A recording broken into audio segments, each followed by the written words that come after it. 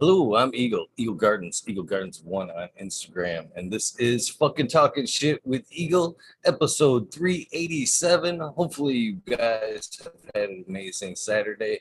I've had a pretty good one myself. Nice, relaxed, ready to go for this evening.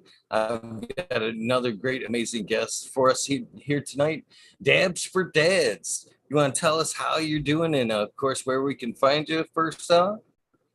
Oh well, I'm doing great. Thanks for having me. You can find me on Instagram at DabbsForDads. That's primarily where I'm functioning. It's pretty much, just I'm a self-taught photographer, so that's where uh, my page shines. I have a lot of content. I have a lot of merch. I'm an artist that turned grower.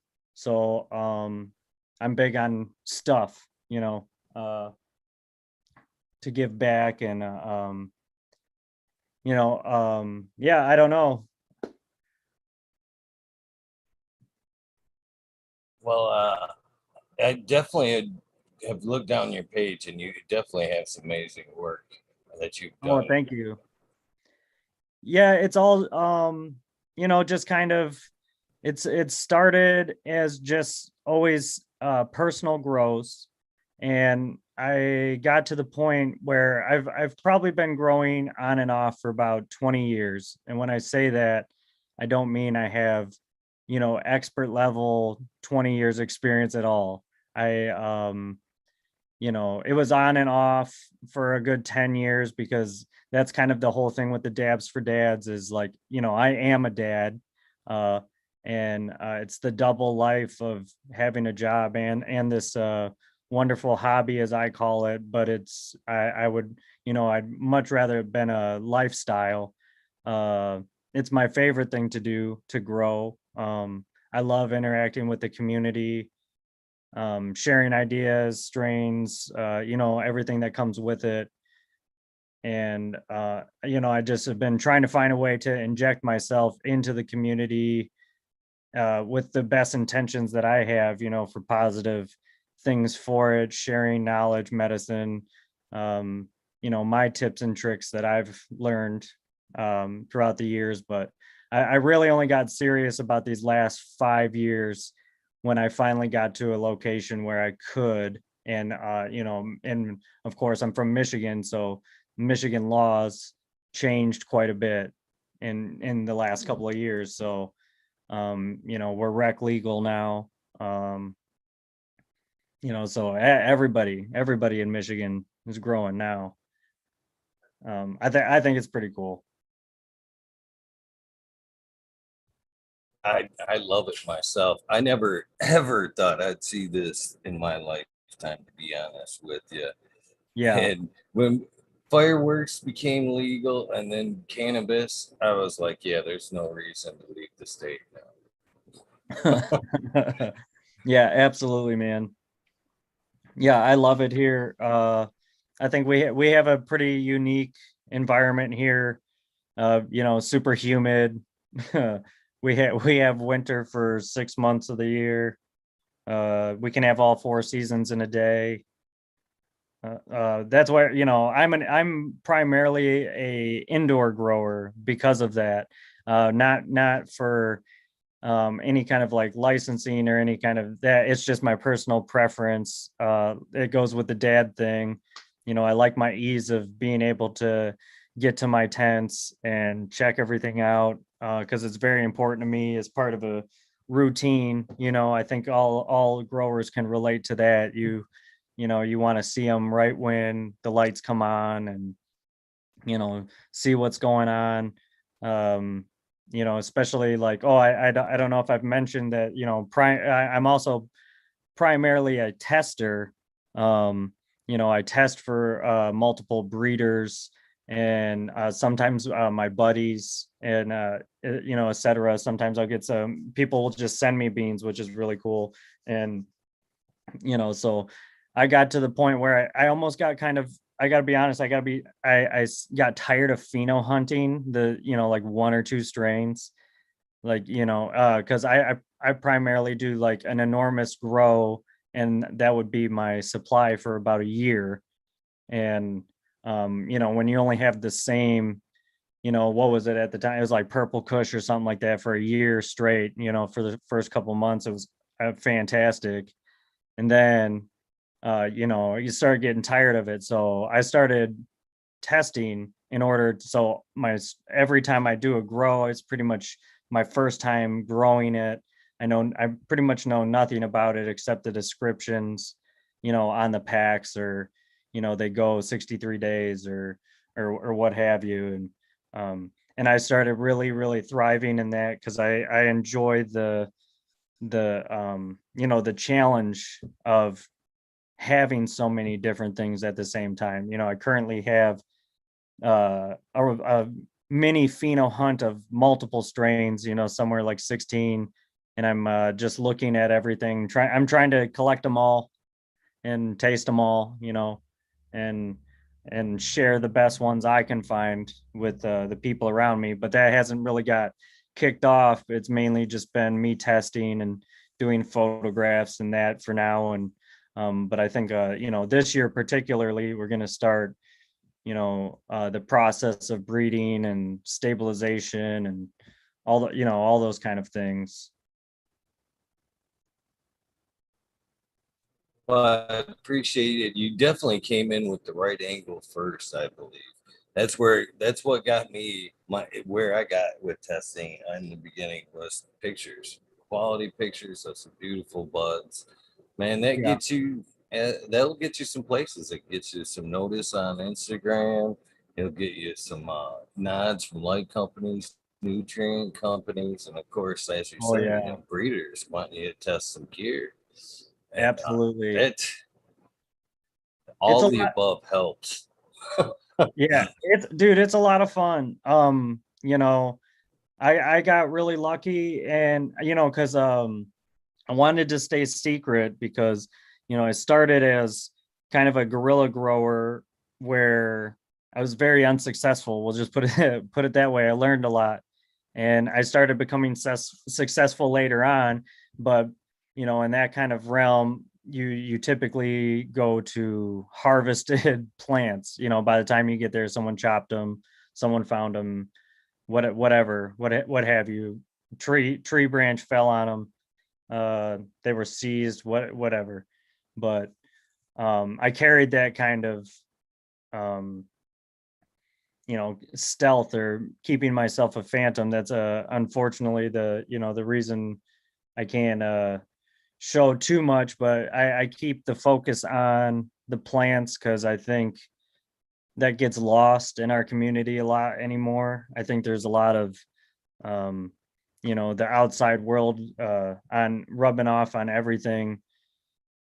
I think keeping cannabis about the plants, keeping it, all about the integrity of them and making them stronger, more stable, being honest about what they are, these kind of things.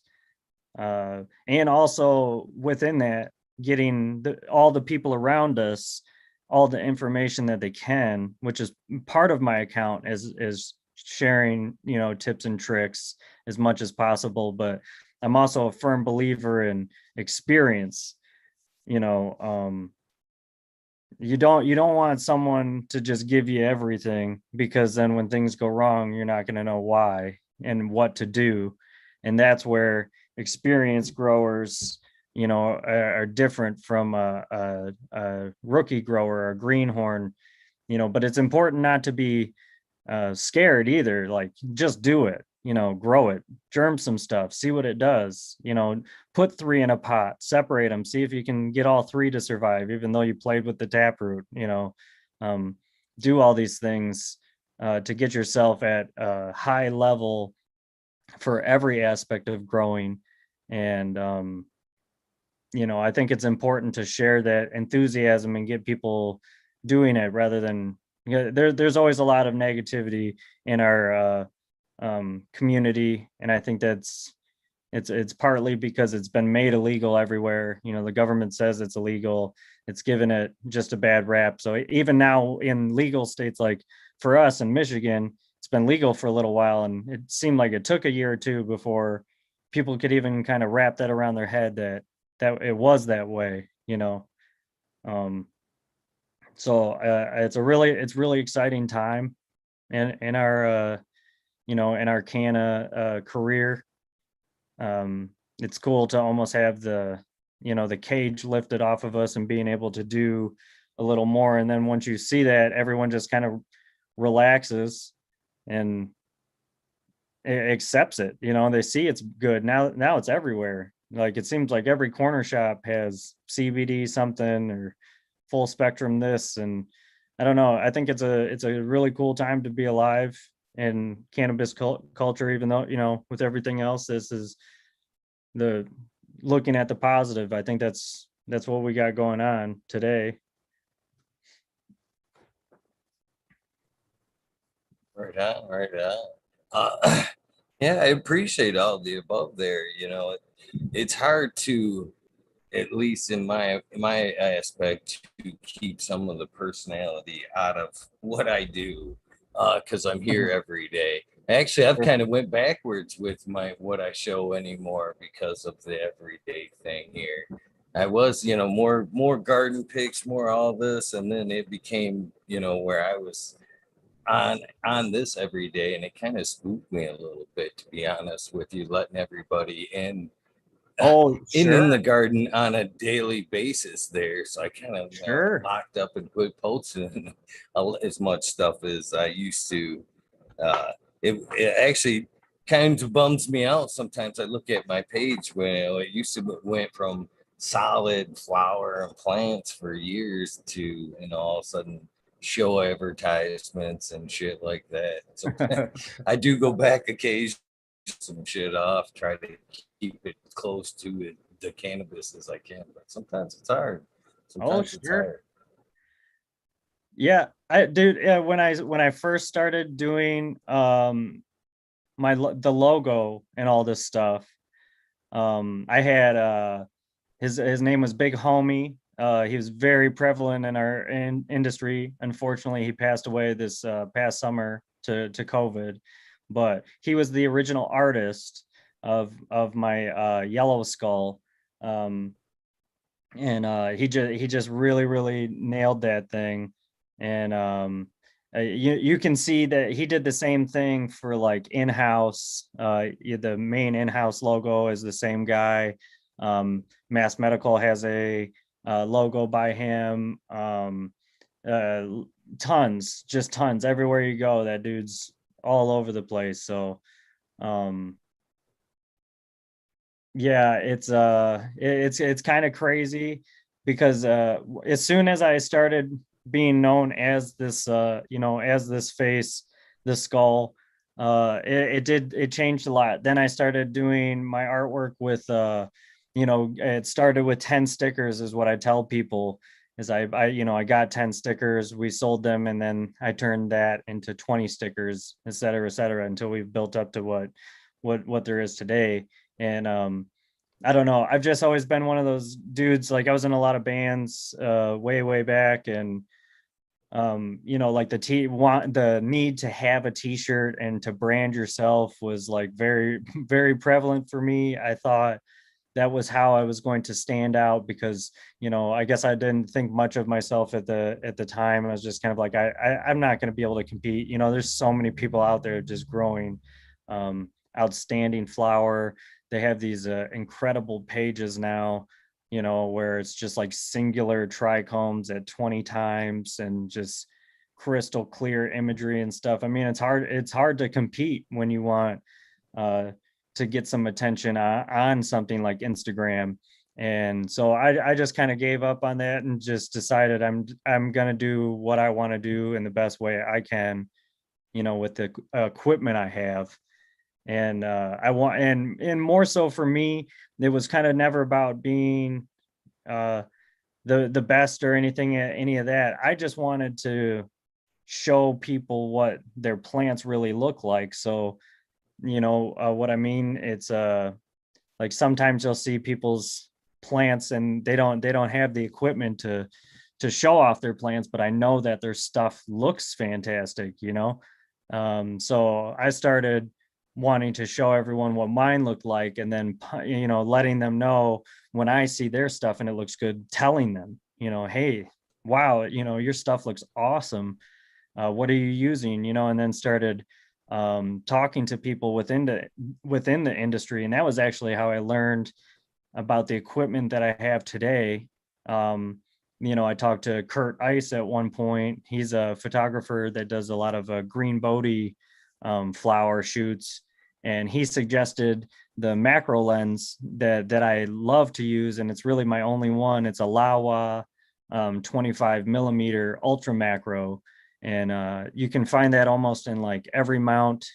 uh, you know Unfortunately, I'm not sponsored by them. That would have been awesome, but they're like $300-400, which is pretty good in camera world. But that's how you can get some 5x shots that are really, really cool. You have to do the macro stack thing. I've been doing that for about a year and a half or so, so it's still kind of, believe it or not, I'm very much in my infancy of photography stuff, because that was not my primary thing. I just kind of fell into it because I knew I had to, in order to get good shots of the flower. And so luckily these guys have given me the time of day, which has been really eye-opening. There is a lot of good dudes, a lot of good gals in our industry. If you if you go at them correct, you'll be okay.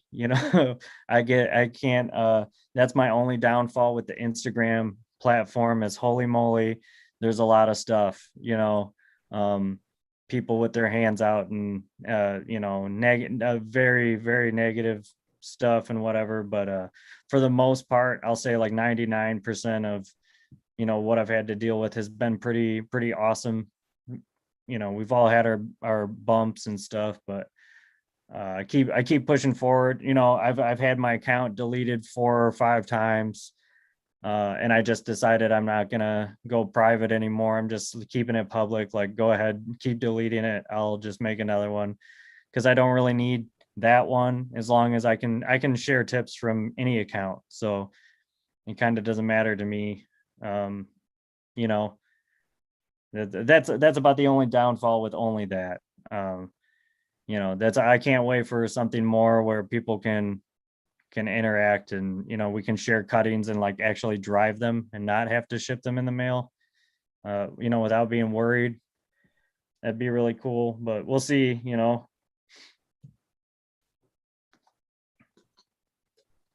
We're definitely getting to that stage, I think, very quickly, to be honest with you.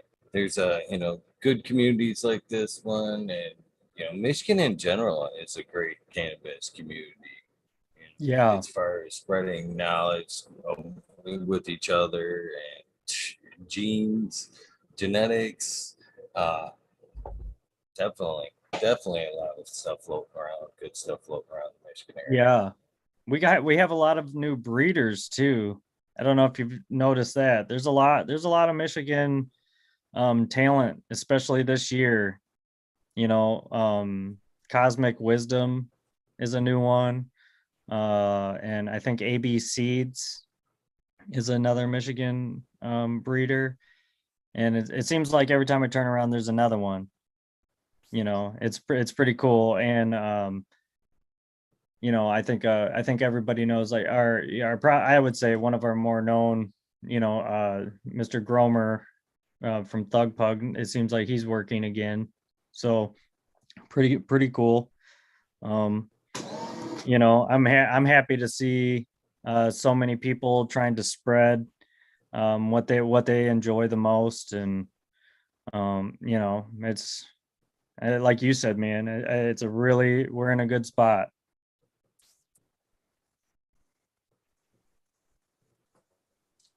So, what led you to cannabis, if you don't mind me asking? When was the first time you actually was introduced with one? Oh, well, yeah, that would I had an older sibling, and I remember they were so nice to introduce like cigarettes to me, and then another day they handed a joint to me and just said, be cool, just treat it like. So I didn't even, it's kind of messed up, but I didn't even know what it was. But I remember, it was that first time high. uh I was blown away. And then years later, I had anxiety and all that kind of stuff, pretty much from just the crushing weight of being a human. But uh yeah.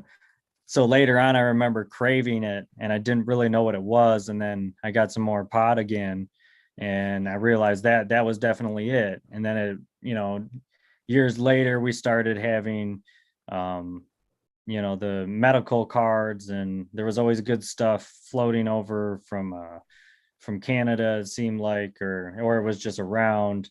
uh I just started, I was always into it. It wasn't an all day thing. I was just always like to relax that way.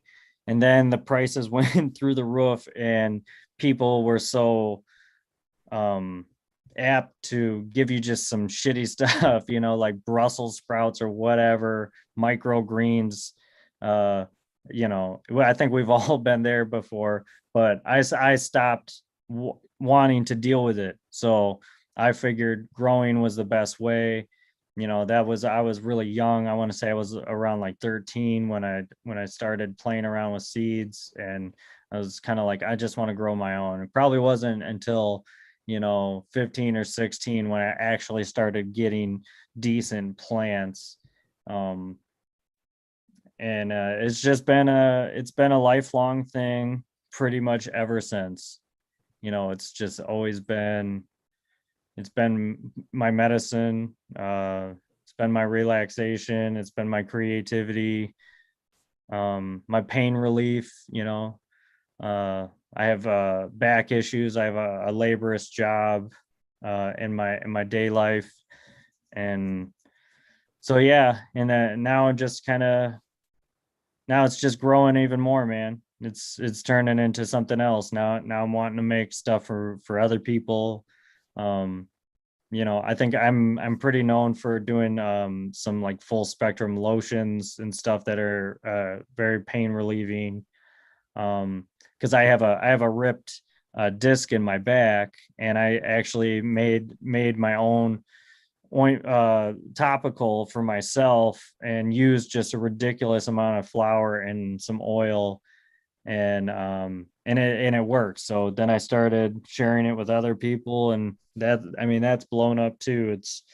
That's gotten pretty outrageous, and people are finding relief. And um, I think that's my favorite, definitely by far my favorite part of being in the industry, getting the thank you notes or the thank you letters. Like, wow, man, I was able to go through the whole day without this, this pill or whatever. I didn't even need a lidocaine patch. I didn't need nothing.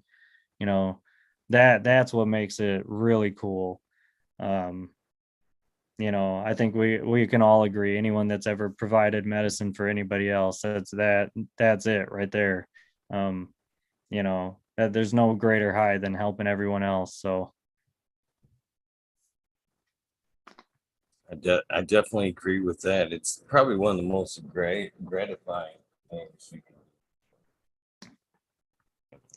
oh, for sure, man. But as I was saying, I used to be an artist, or I am an artist, and that was why I don't know how long or how much of my page you've seen or whatever, but I have a ridiculous amount of merch. And it was really just, I wanted to create stuff for myself. It was like back to that like band thing, making marketing for yourself. It seems to be like what it is now anymore. um you have to have a logo and a thing to even be noticed, it seems like. I think it's kind of an unspoken thing right now, but that's just kind of what everyone's seems to be gravitating towards. You get yourself a logo or a name, and go with that and make some merch, some stickers, and get your name out there, trade slaps. It's a, I don't know. Some people don't enjoy it, but I think it's really, really cool. I'm definitely all about that.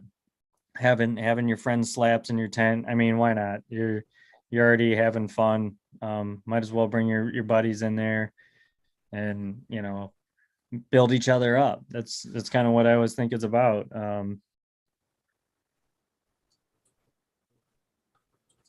I agree. I love fucking putting slaps up. Uh, Yeah. all my hoods have slaps. All my hoods have slaps. I got slaps everywhere I can put slaps. Ugh. Absolutely. Um, so what was the first grow like? I mean, other than the outside, the guerrilla growth, what was the first when you brought things indoors? I mean, how'd you come in? Uh, Oh, what that initial setup look like? I think one of my first grow where I decided I'm going inside. I was tired of, rainwater ruining harvest. Michigan's very, very humid, very rainy in our fall. And if you're not set up, you can get some serious bud rot. But um I moved in with just like, I think I got one of those like 2x4, Vivio Sun tents. I didn't get one of those kits. I had read a bunch uh or heard a bunch that you didn't want the kit because usually half the stuff in there is kind of poor quality, be it a fan or what I'm talking about, like where it comes a fan, a light, the tent, some pots, whatever. Um, I bought like just the 2x4, and then I think I got one of those cheap Chinese Burple lights that's like says it's 2,000 watts and it actually runs like 250. And I think I bought at the time. I remember seed banks were very difficult. Um, you're sometimes you're having to buy like overseas stuff. It seemed like, or just your buddy's bag seed. But I ended up going with getting stuff from like Amsterdam. I think it was AMS at the time, and wait. I think it took like a month and a half for them things to show up, and it was back when everything was decoyed, so you'd be in like a little toy or whatever because people are still worried. And um, I grew like 6 plants, I think, in some fox farm, some ocean forest, and it went okay. It really did. Um, but I had a lot of water issues because I was using well water and it wasn't getting filtered real good. So, so that it would happen, it would build up, and by the time you would get into flower, like you'd start seeing the little, brown dead spots randomly showing up and a little bit of claw going on. And at the time, I was just so damn excited that flower was growing. I never even noticed that the leaves talk to you and tell you what to do. I just was excited that weed was on it. And I would say that my first handful of grows probably looked like that one. With improper drying, didn't know how to do anything until I think I got a hold of like a Jorge Cervantes DVD or something like that, and then that like blew the doors off. Then I started doing I was completing some decent looking flower, not wasn't high end by any means, because it's still, the lights were really, really lacking, and they would get some of that bleaching, because it would be such hot spots. And uh and then everyone at the time has the best lights, right? So I had no idea. You buy this light and everyone says you should have bought that light, and back and forth, and before you know it, you got like 9 of them. Now you're trying to get rid of them just to now, because now you want a big, like for me it was a HLG 650. All of a sudden I gotta have that, and then It never ends, man. But yeah, my first grow was okay. Yeah, before, I think, even maybe even before that, I did like a closet, just a one plant in a closet. I germed like 12 and only one lived, and it happened to be female, and like a H 110 HPS, I think, in a closet. That was actually my very first indoor anything. Uh and that one went okay. That one looked really, really good.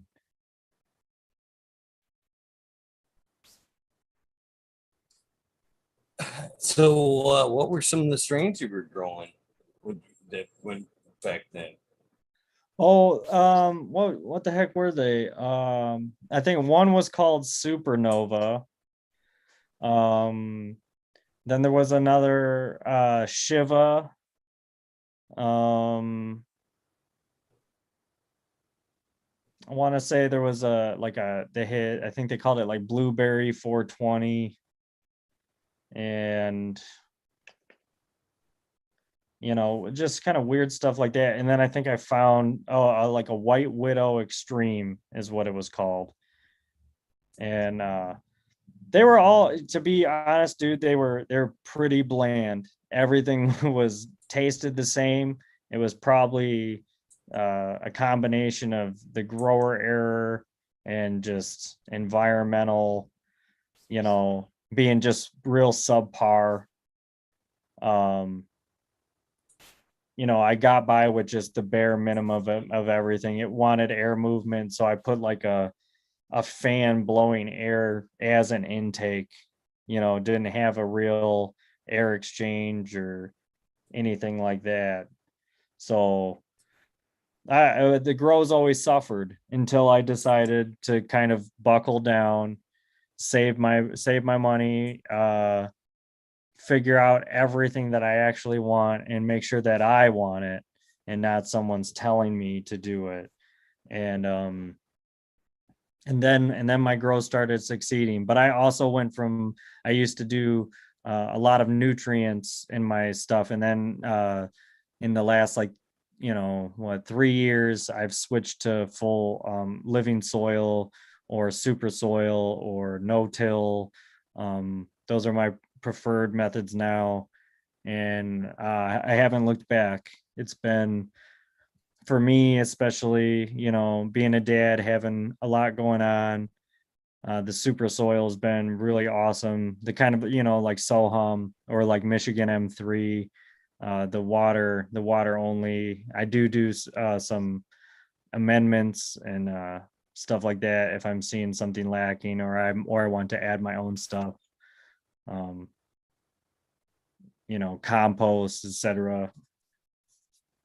Because I kind of have a little farm going, so I use a lot of that stuff for compost and making teas, and primarily my a lot of stuff goes to my vegetable garden, but I do use a lot of the like chicken shit and stuff for my teas, and they cook for about a year. And uh yeah, man, that's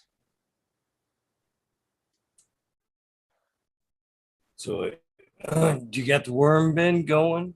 Actually, are you feeding some of that chicken shit to the worms and some of the other stuff? oh i That's one i of the things I'm hope to get into this year. Yeah, I've looked it up a lot, man, and I'm not sure about it.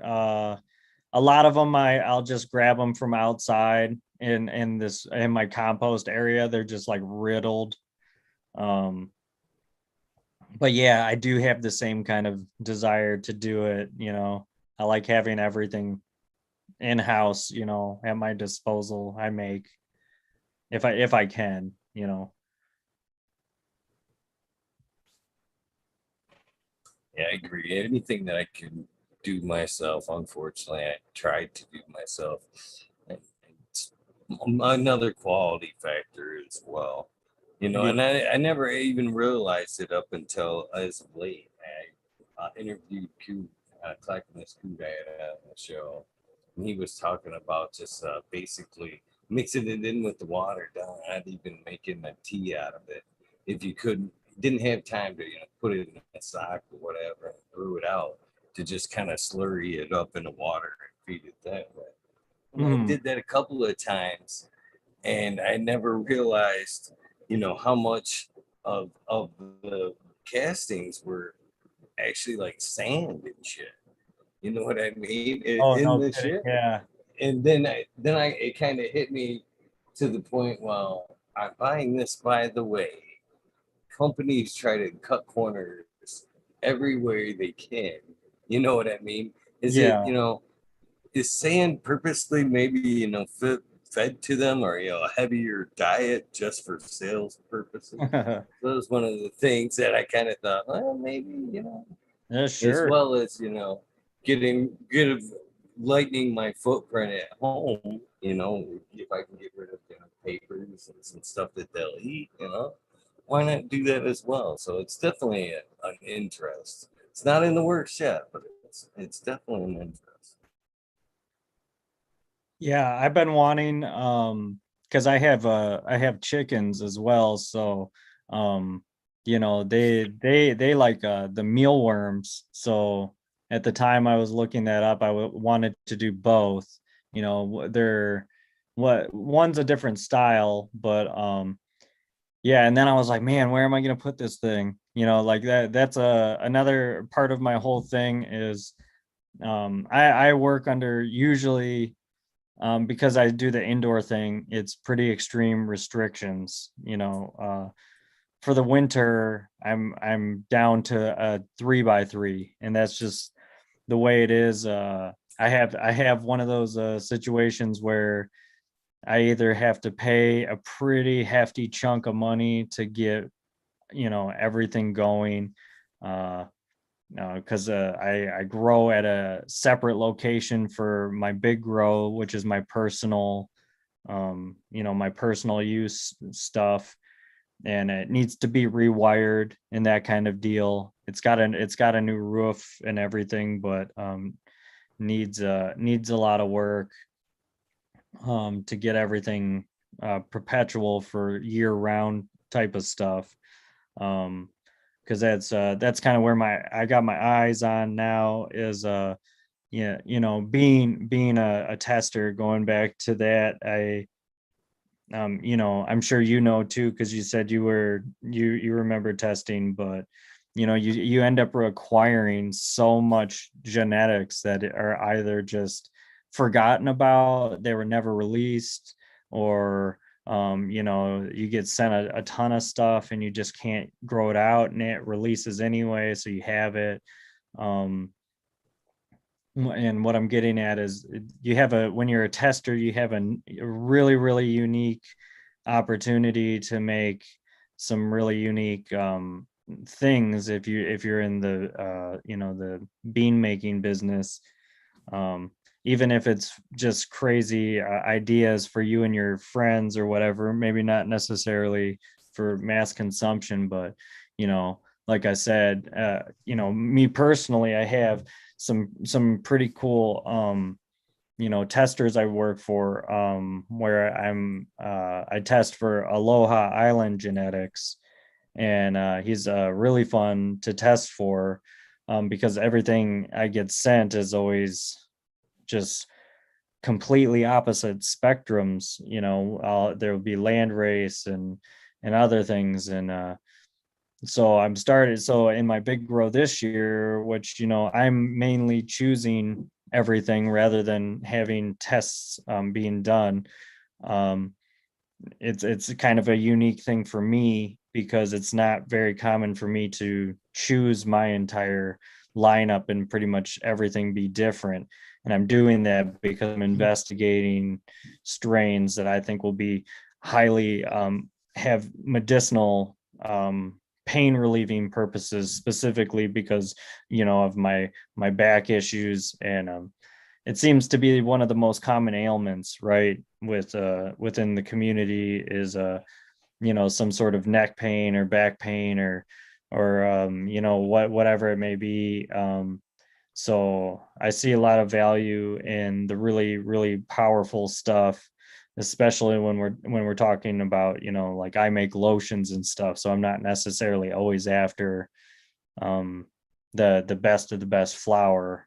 Um, smoke wise. Sometimes I want stuff that's way, way too wicked, that puts you to sleep, but I'm using it for the lotions. But there's other stuff for the um daily smoking, whatever, because I pretty much like everything. I don't, I say it to some people. I don't think I've ever had any bad flour. I've just had poorly grown or poorly cured, or I've had, that's the only bad flour I've had. Weed is typically never bad. It's got user error written on it. The genetics are usually always good. Um, so we'll see. I'm gonna start investigating a lot of stuff this year.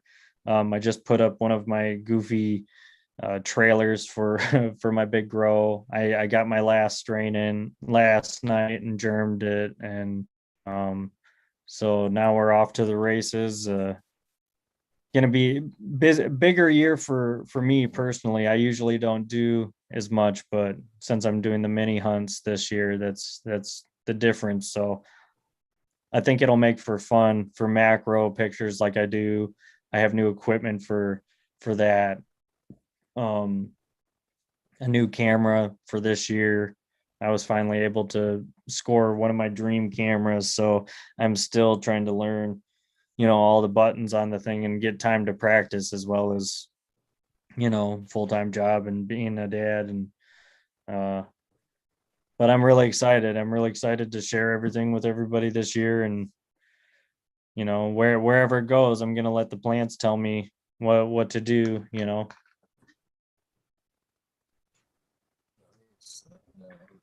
So, where did the name Dabs for Dads come from? I mean, I obviously, was it just geared towards you? I mean, because it's plural. That's why I asked. Yeah, it's funny because it started as a joke at my job, because one of the guys I work with, because it's not really it's somewhat frowned upon to partake in Mary Jane. And so, and my one friend, he he thought it was really funny because through the whole process of becoming a dad and stuff, he we would always make this joke that I'm a dad who dabs. And so it started kind of the name, but it morphed into something more for me, as well as just it's supposed to be a representative thing, that and I think that's why it's plural. It's not just me. um it was just kind of a commentary about dads, or parents, really, I could say, getting a bad rap for smoking. I think it's way, way, way beyond that. It should be widely accepted, just like booze is. um so, and with the Dabs for Dad thing, it's more of an idea to like glorify the home grower.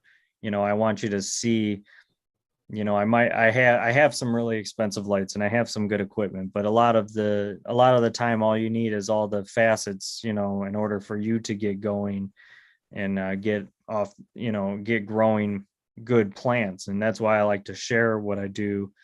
um I want people growing good plants. uh I think when everyone's growing good flower, everybody wins. The genetics get better, they get stronger as you breed with them, and it's just at the top of its game all the time. It's just all around a win-win-win. um so yeah, so I mean, obviously it's a personal thing to me because that's what this account is. But um at the end of the day, it's funny. It did just kind of start as a joke, but it's literal. And I'm a dad who dabs. And but in everything I just said is what my intention for it. I want everyone to be confident. and then doing it. You can do it. It's just gotta try a little bit and fail some too, and not be scared to, because you're going to. Plants do, they're unpredictable. So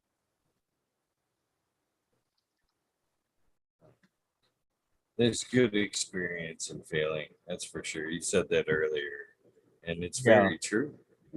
Sometimes the most memorable lessons are from failure. The yeah, successes are easy to, forget some of the things that got you there, but the failures, you remember the oh failures. yeah, yeah. We have the big ones, where you've had to cut everything down or throw everything out, or you know I remember years ago, I was still having issues with the curing, glass. That's why I use glass cure and mason jars. And something went in too wet and didn't get burped, and it grew mold on it. And I don't know, my opinion on it is, as soon as if it grows mold on it, you better toss all that. There's spores in there, So was the saddest thing I ever did was have to toss a whole plant because it started going because I messed it up. But like you said, dude, it's part of it. I almost think if you're not failing, you're not trying real hard. I mean, I've seen people get super lucky on their first handful of grows, or maybe they're just always lucky, but you know, yeah, I think everybody at least does the overwatering. You feel like the more water you put on that thing, it's just going to soak everything you put on it up, and it's going to grow huge. And then it claws wickedly the next day and just barely recovers. You start getting root rot and all kinds of issues. And, um, you know, then you're just trying to recover. But yeah, you have to fail. I think, I always feel pretty strongly about that because I see a lot of being on Instagram. You people are faceless a lot of the times and have second accounts, third accounts, and they have no problem going on your account and just ripping everything up and this and that. And I won't have it. Just ignore it, block it, move on. uh you know there's there's this idea that people just can be kind of malicious anymore because there is no repercussions. But karma, I believe in karma is very real. I think you get even. You don't get what you deserve, you get even. uh or that's what it gives you. So I choose to be positive and tell everyone, I like their grows. Or if I do the old school method, if I don't enjoy it, I just continue. I just don't share my opinion. I just I just move on, which that's kind of gone anymore.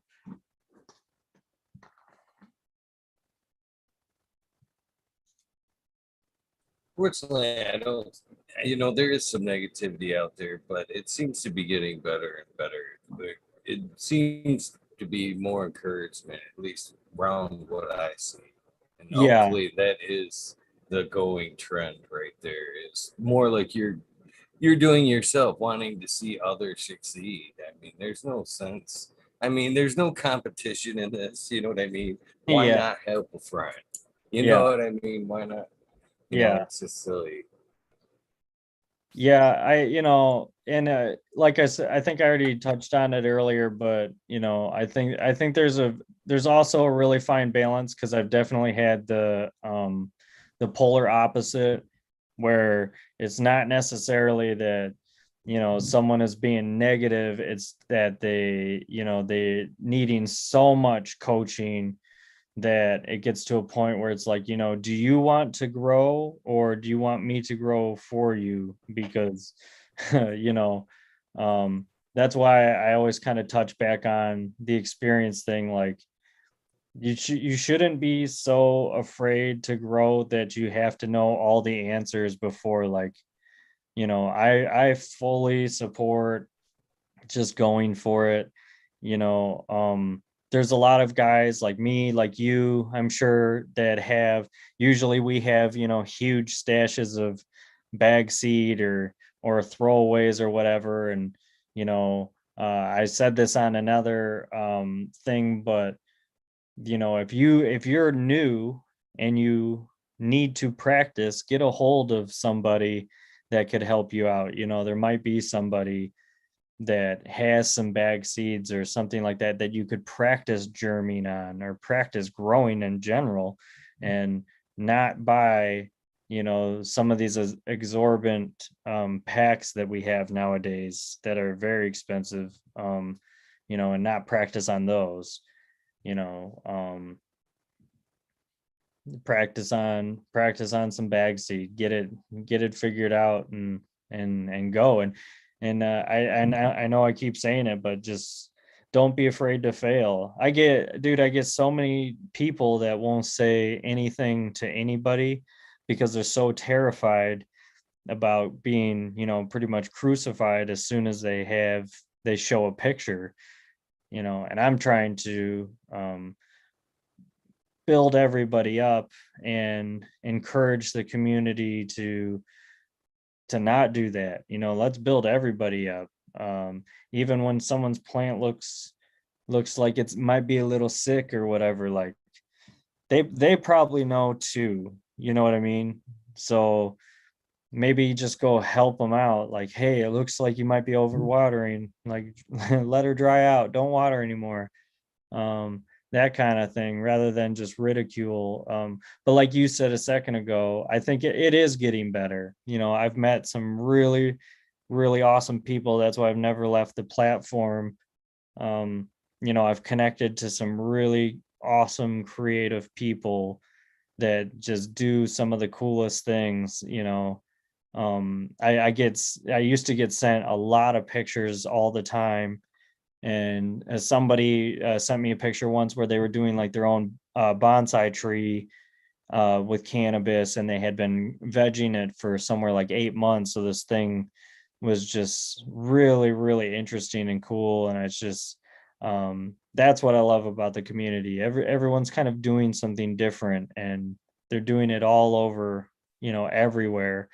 And that's probably my favorite thing about the Instagram thing. It leads me to people like you know and I think that's really cool, man.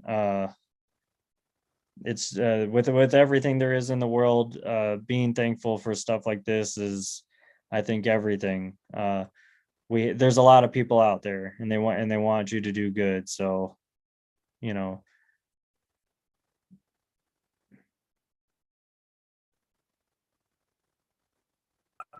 Sorry about that. A little slow on the mute button there. And oh, you're yes, all right. there is, especially around here. The man, I don't know if you've been able to watch or keep up with chat tonight, but the mods have actually throwing down your links all night long for your merch and your Instagram and all that good stuff. So Oh, people that will not only watch tonight, but who will watch us in the future will be able to follow some links and check out your merch and stuff as well. I can't help but wonder. You mentioned the band as well. I asked this very same question of my guest last night. How would you say cannabis has impacted your musical career? oh We man. as you've grown, we've all grown up. Oh yeah, you can because of weed, you'll never amount to nothing. But there's just instances, and music's one of them. I believe that it would greatly enhance. Is that something you found with your musical experience in cannabis? Oh, absolutely, dude. Some of my favorite memories are making, songs with my buddies while we were able to smoke, some really, really good homegrown Michigan stuff. And yeah, I mean, our it enhanced everything. Our minds were more open to, make creative choices when we were writing music. I wish I could tell you the the names of the bands. Some of them were semi-prominent Michigan bands. Some are still going to this day. If anyone, I don't know if anyone's interested, DM me and I will send you to an iTunes thing. uh but yeah, it cannabis had a very positive impact on my music career, um and just the artistic process of it. I think that was part of the whole weed thing, in and jam festivals, Woodstock, obviously, right? It was always, people love to vibe with music, um and cannabis. I think it's cannabis. I'll say, I think it's as universal as music. um Anyone can find what they like in music and dislike other things, and I think cannabis is really no different. It's a full-fledged body and soul experience, and music and cannabis, I think, are that hand in hand. Even their very definition, I think, can be swapped. um I don't think I've ever met a musician that didn't smoke, you know, or something. If you can't smoke, they do microdose or edible or whatever. But yeah, I couldn't see music without it.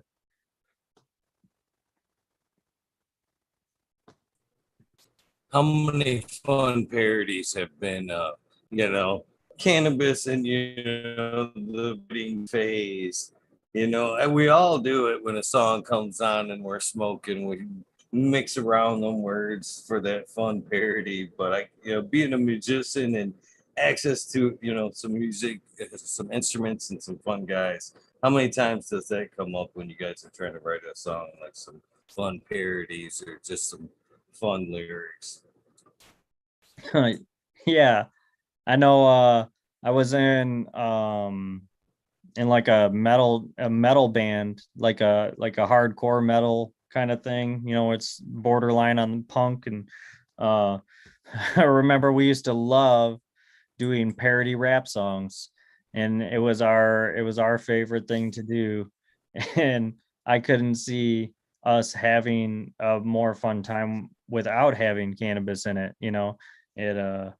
Anytime we did like parties or whatever, and that would come out, the whole mood would really shift, and it was really cool. And I don't yeah, I like the way that you put it, because it's like, without cannabis, things like that really wouldn't have been possible. um you know which I think that's kind of what we're alluding to. Yeah, it's that.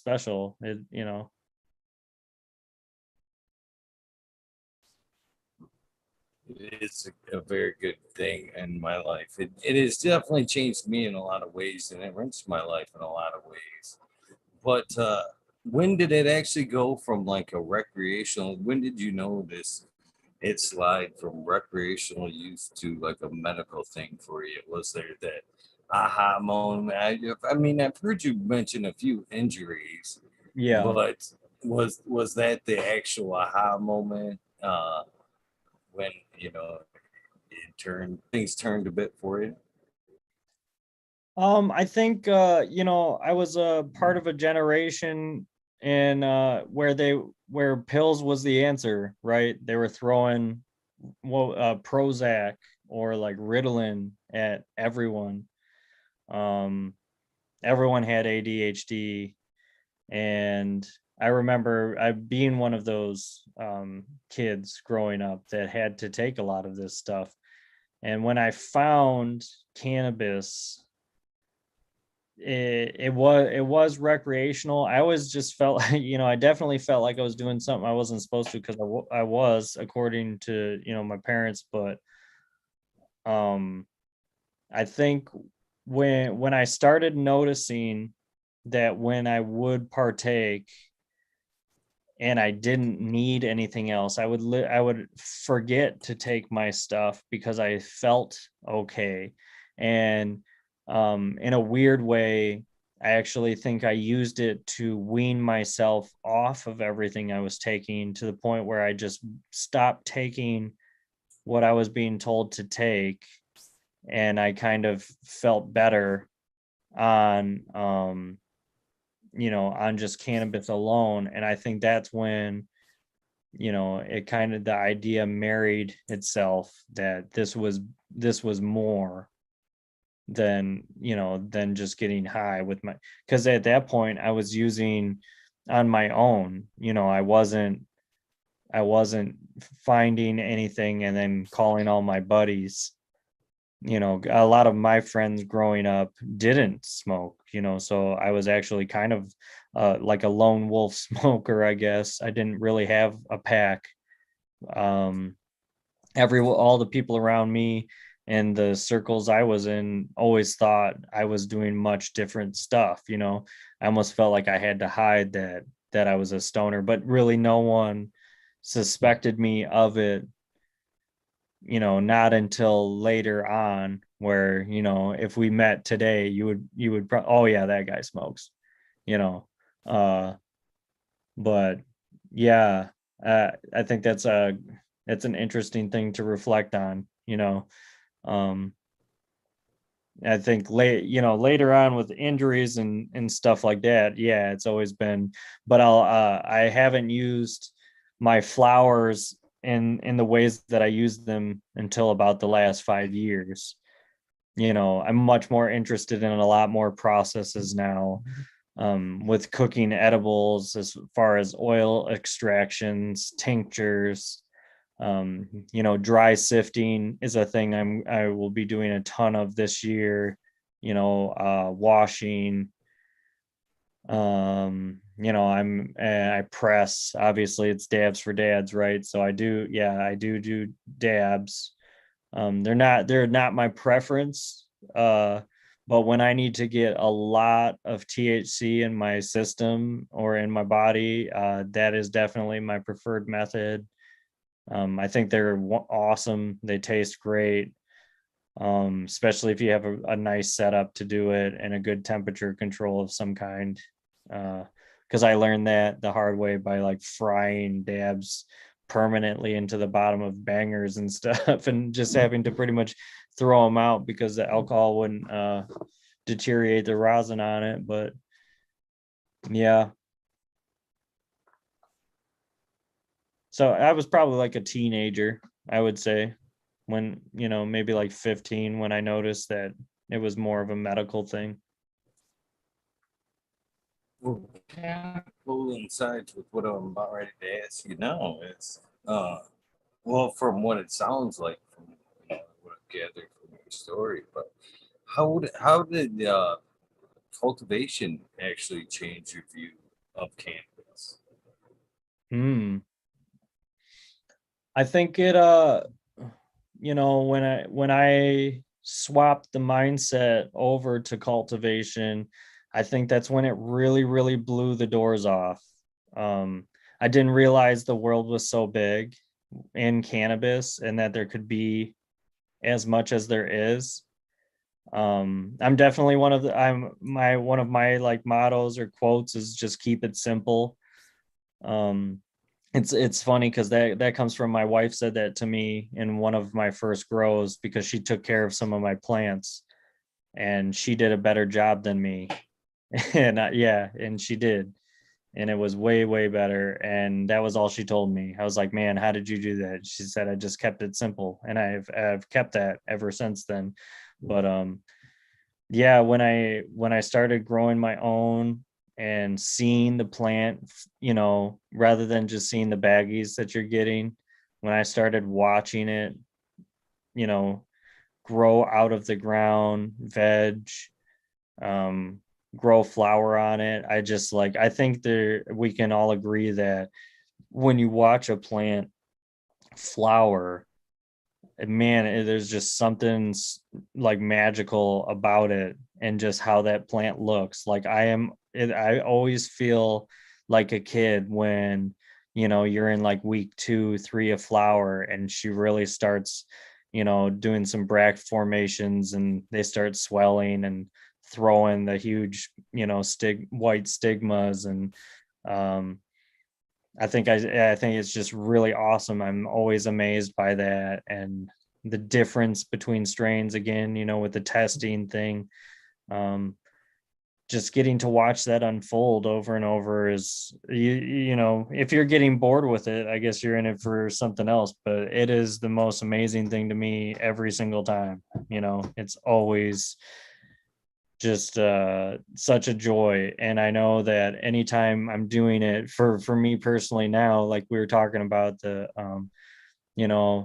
was about taking pictures, and now we're putting up ads. Now I get excited about doing the flowers, because I'm going to take, I know I only got so much time, so I take as much pictures as I can, as much macros as I can, and then it's done. And I never get pictures of that plant again. It's just, I've always enjoyed the impermanence part of it too. It's not around forever.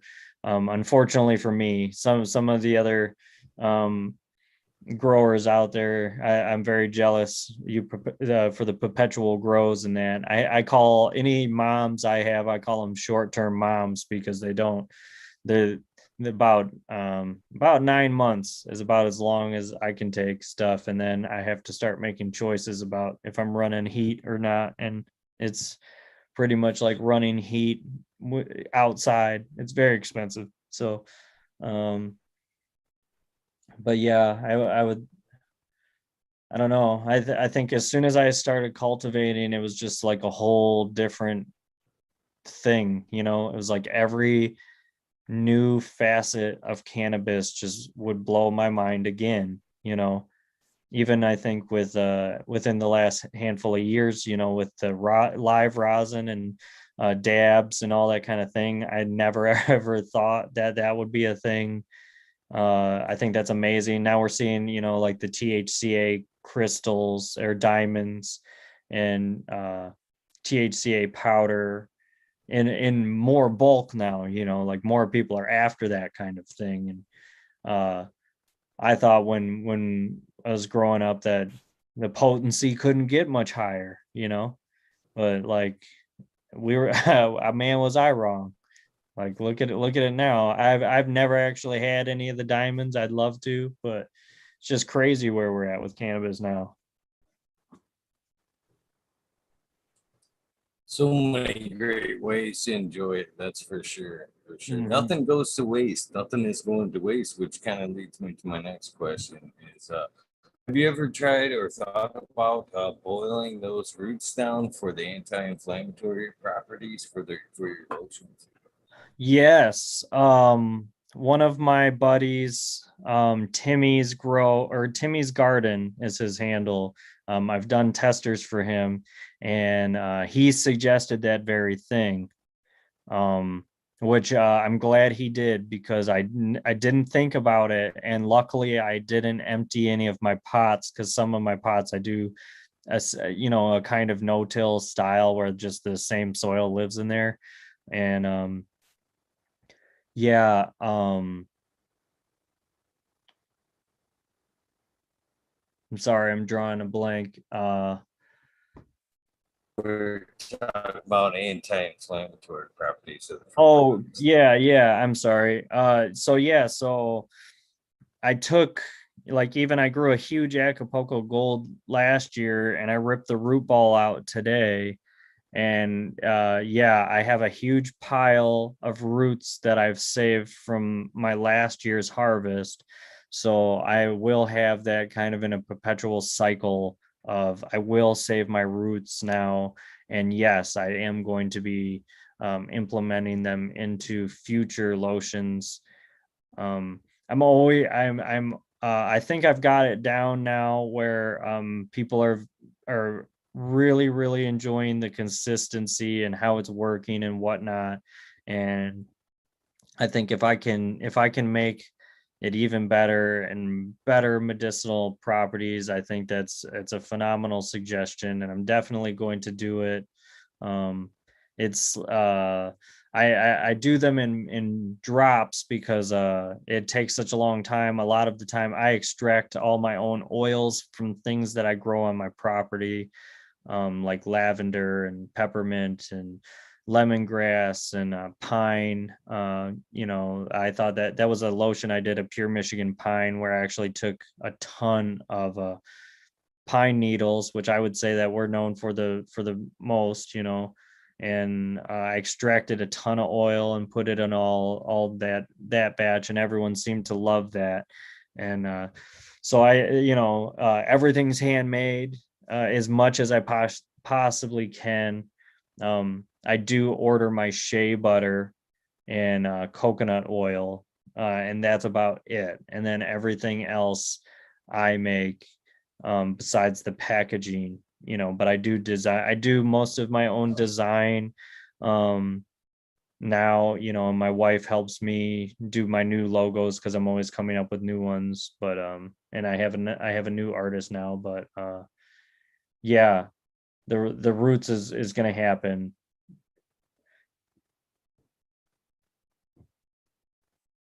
Salves are amazing for pain. Been talking about that a lot lately with other patients and caregivers about the effectiveness of salves, and it's something that I think doesn't get pushed enough. I Yeah, think the flowers and everything else is, yeah, well, it's the answer. It's not the end all. It's not.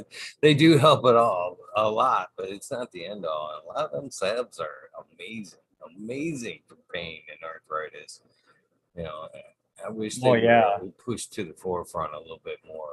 People would give them a try before some flowers some days, or dabs even. Nothing Yeah, against the dabs or flower. yeah. No, it's funny, dude, because my own parents always kind of weren't into it much, the cannabis thing. They've accepted that it wasn't a fad for me, that it was a lifetime deal. But now I've been able to, provide them with some of my lotion, and they've got to find out for themselves. And it's funny because now my parents call me all the time and beg for more, which is just so ironic to me. Growing up with people that didn't were pissed every time they caught me smoking or whatever, and then now they're begging for for the medicine from it because they finally tried it. And that's been really, really, really an amazing thing, man. I let a first batch go of them where I had like 9, and they sold immediately. And then I've been making bigger and bigger batches, and they just go faster and faster. And so it's been pretty cool. I'm glad that people are enjoying it so much. But it's so funny. It's more popular than the amount of flower than I can grow, if that makes sense. Uh, People are getting so much that I don't have, because I just won't release it if I don't have enough flour, that I'm comfortable with putting in it, because I believe that it needs a pretty immense amount in order to numb the pain receptors in the skin, um, to give you that relief. So if you had, for me, with my vertebrae, with my ruptured disc, I was having trouble sleeping because of it. So I was constantly having to take like ibuprofen or something like that. Well, once I started rubbing the lotion on my back about an hour before I would go to bed, I found that I could actually sleep, without anything, which was major plus for me. If I can do it without anything. So I think that was a testament. And then I remember I sent some out to my friends because I wanted to make sure I wasn't having a placebo effect on myself. Like you said, I'm surprised they're not pushed more. I think they're getting more popular now. I see some people that are doing some, and what I'm noticing from my view is that it looks like everyone has really interesting and different recipes every single one I see is a different consistency, a different they claiming it's doing different things. So I think that's really a testament to the salve, you know. Uh I think there is a lot there, man. I'm trying to find as much in it as I can because I found such relief. Um, you know, when I make some in the future, you definitely contact me and I'll shoot one up to you so you can try it out for yourself. Because I love it.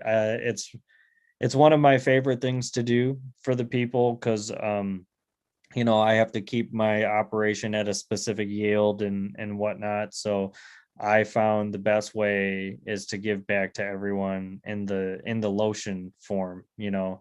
And with that, with everyone's support, it's allowing me to get it bigger and bigger and bigger and do more with it. You know, I'm super big on freebies, and the you know it, like I said a hundred times, I'm an artist, so like I'm trying to starting to create my own things to give out as freebies.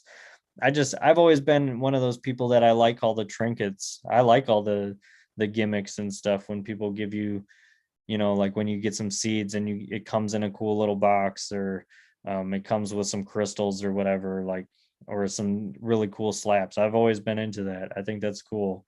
um you know, like I said earlier, I think that's it's almost becoming a norm.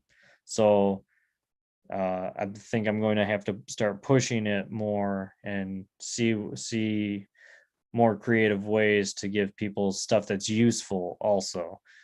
Because I, you know, I think we all most owners want stash boxes of some kind. You know, if they can get custom ones, that's the ones they want. But uh so I'm working on a lot of things. I'm hoping that I can give back a lot by Christmas is the goal for this year. But we'll see. You know how it goes. Don't always get the phenos you want, and um, I'm just trying to be as positive as possible because I have some projects I really want to release. Because I was able to get some really nice genetics, some nice stuff from Baba Co. and the Afghan selections. So he was able to share some of his black selection hash plants, and so I'm really excited to start diving into those. My buddy Irzig has also hooked me up with some stuff, so which is also black selection. So I'm really curious. That's what it's about for me this year. I was very intrigued by black selection land races, especially like the Balak from Babaco, just because it's one of those ones where it's like a 1 out of 100 phenos are going to be that way. So most likely I won't get it, but I sure am hoping. So we'll see how the day or how the grow goes, you know. Yeah, you know, I heard you mentioned there being limited on stuff for like good medicine. Boy, being a caregiver here in Michigan, it kind of really bumps me that it's a shame. It's a Yeah. shame that we are limited in the numbers that we are limited. But then again, you know, on the rec side, it's more we can have what we want, but when we're trying to help people with and do the right thing, we're incredibly limited here in Michigan, and I just think that's kind of a messed up system we have right now.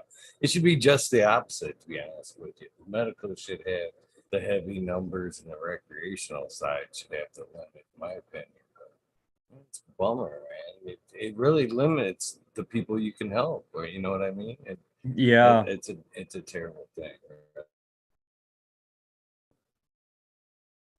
Yeah, I'm hoping to see some change. Yeah, it's I think we're all tired of it, right? You know, it's like, man, this should have been done, you know, 15, 20 years ago, 70 years ago. I should have never ever been like this. And yeah, it does. You know, with the platform I got and the way I have to do things, I definitely feel it a lot. You know, it stinks being limited. Um, one of the things I probably get a lot of the flack from is I try to do a lot of giveaways, especially because like the things I mentioned earlier, being a tester, you get all these seeds. So sometimes I like to give them out, like spread them out, let some other people grow some of these awesome things. And um yeah, it really stinks when you run a giveaway and you can't just like, a lot of the times I don't do them worldwide. And some of the, especially with the what's at the borders and stuff now, like the shipping is insane. And I've had packages go to Canada where it's legal here and it's legal there, but they seize it at the border. I'll never understand it. The person sending and the person receiving are totally legal, and they seize them anyway. I see a lot of other people have fantastic luck, but I've seen a lot of packages get taken, and it's just, yeah, man, it feels like enough is enough, and it's late enough too. Like I think I hear it all the time. They're saying like 68% agree now that we should be just legal, but I hope we see it, I hope we see it in our time, and I think we will. I hope we get some like laws like Canada, man. Because Yeah. I've moved up north recently. Well, recently 5 years now. If that's recent. Hmm. Uh, moved up north, and then a lot of my patients are still down in downstate there, Jensen County area to be exact. And it would sure be easier for me at some points when it is time to take care of the patients. That once a month deal there, if I could actually just drop their stuff in the mail like Canadians can do, man, it would Yeah. save me so much time. Oh man, it's because when I'm down there, it's like to take care of the patients, and I'm usually limited on what I can do when I head down there. It's like there's never enough time. It'd be nice if I could handle a lot of that stuff, like I said there, and then when I do go down, I just had time for whatever I wanted to do when I was down there. Yeah. Hopefully someday soon. Hopefully someday soon. Yeah, I hope so too, man. You talked about there, getting into a plateau where you get bored with cannabis and you should get out. Sounds like you've bit off quite a bit, brother. You sounds like you're not going to be tired of cannabis anytime soon. Between the lotions, uh, the bubble, the pressing, the growing, the slaps, you got quite a bit going on there, Chief. You should have enough fire in you or in front of you to keep you pulled along for quite some time. Oh, absolutely. I think that's it's in me, man. It's if I'm not doing it, I feel off. I feel like I'm not doing what I'm here for. I'm not really sure, but I'm just doing exactly what I want to do. Um Yeah, I know I got a lot of hats for sure. I think I'm so passionate about, cannabis and this whole world about it that I have to know all of it, or I have to have experience in all of it, even if I'm not good at something.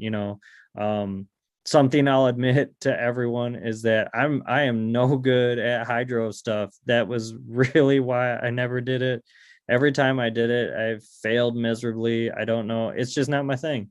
I know other people that they are fantastic at it. Your stuff looks killer. I applaud you. It was way too much pH in and just too much stuff for me. But I say that, and then I'll spend half hour getting one macro picture, because I have to take 300 shots. And I'm still at a level where I have money into some equipment, but not all equipment. So there's some guys out there that have really nice macro rails, like auto ones, and they can just run through everything and wait. And I'm super jealous of that. I still have to do manual everything. I have to adjust my rail with my hand every single time and hope that I don't move it a lot to compromise the whole image. And there's a there's a lot behind the whole skull logo going on to create all the content that I'm trying to. And at the end of the day, to me, I'm very, very humbled that people are interested and actually want to see my grows and stuff. I think it still blows me away to this day that I even have anyone following me. um I figure most people get annoyed with how much I do post, because it was kind of just a blog for me. It was a way to store all this information and all these pictures and what these plants did.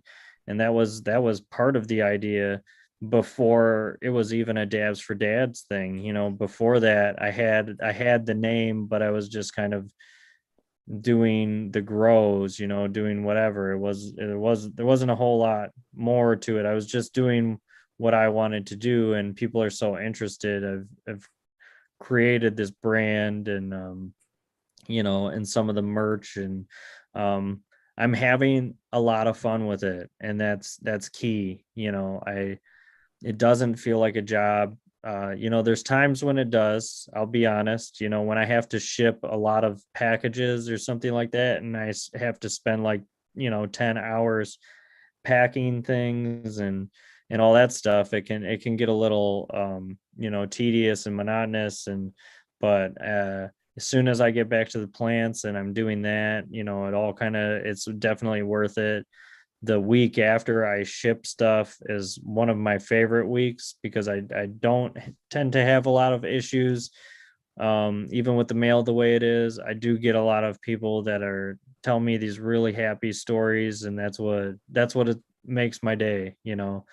I know you can relate when you have a patient that says, yeah, that's the one.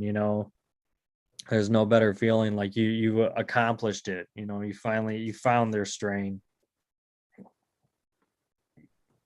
Definitely agree with that. I definitely agree. Definitely agree. And I agree with the shipping. Oh, shipping can be fun. Yeah, dude. The only positive side of anything shipping is the it landed. Ah, the post when you post it up. Yeah. Ah, that's the best part. Oh yeah, for sure. And I've had the horror stories. Luckily, everyone that I've had two packages out of I don't even know, maybe 600 that have gone out. I've had two of them that one didn't make it, and the other one got shipped to an entirely different country than it was just supposed to go from Michigan to Illinois, and it ended up going to Cuba and then to the British Islands, and then it came back. um I don't know. They didn't know either, but anyway, any of those Well worth times. the postage. Yeah, yeah, it went on a vacation by itself, you know. So, but yeah, everyone got their stuff. That's usually, I replaced everything in it, and then they got their second package anyway. And I was like, you know what? Don't worry about it. Just hang on to it. I think it was lotion orders, so I was like, you know what? If it's too much, just give it out to your friends or whatever. I'm not gonna worry about it. But um, you win some, you lose some. But I've been pretty lucky with that. And at the end of the day, when someone gets some extra stuff, and it's a win. You chalk up to um that'll come back in something else. I don't know. And more so, any of the merch and the stickers, because I'm talking about it a lot, as that was an idea to fuel all the passion I have for this to start putting that passion into getting things for everyone else. I want to do my own breeding, and I like having a brand and having stuff. Like I said, I like the package deal things. Some people don't care for that. I'm super big on it. If you can't tell, like I'm huge on you get the seed pack and you get a cool T-shirt that comes with it. I don't know what that is. Like I said, it's like the Band-Aid thing.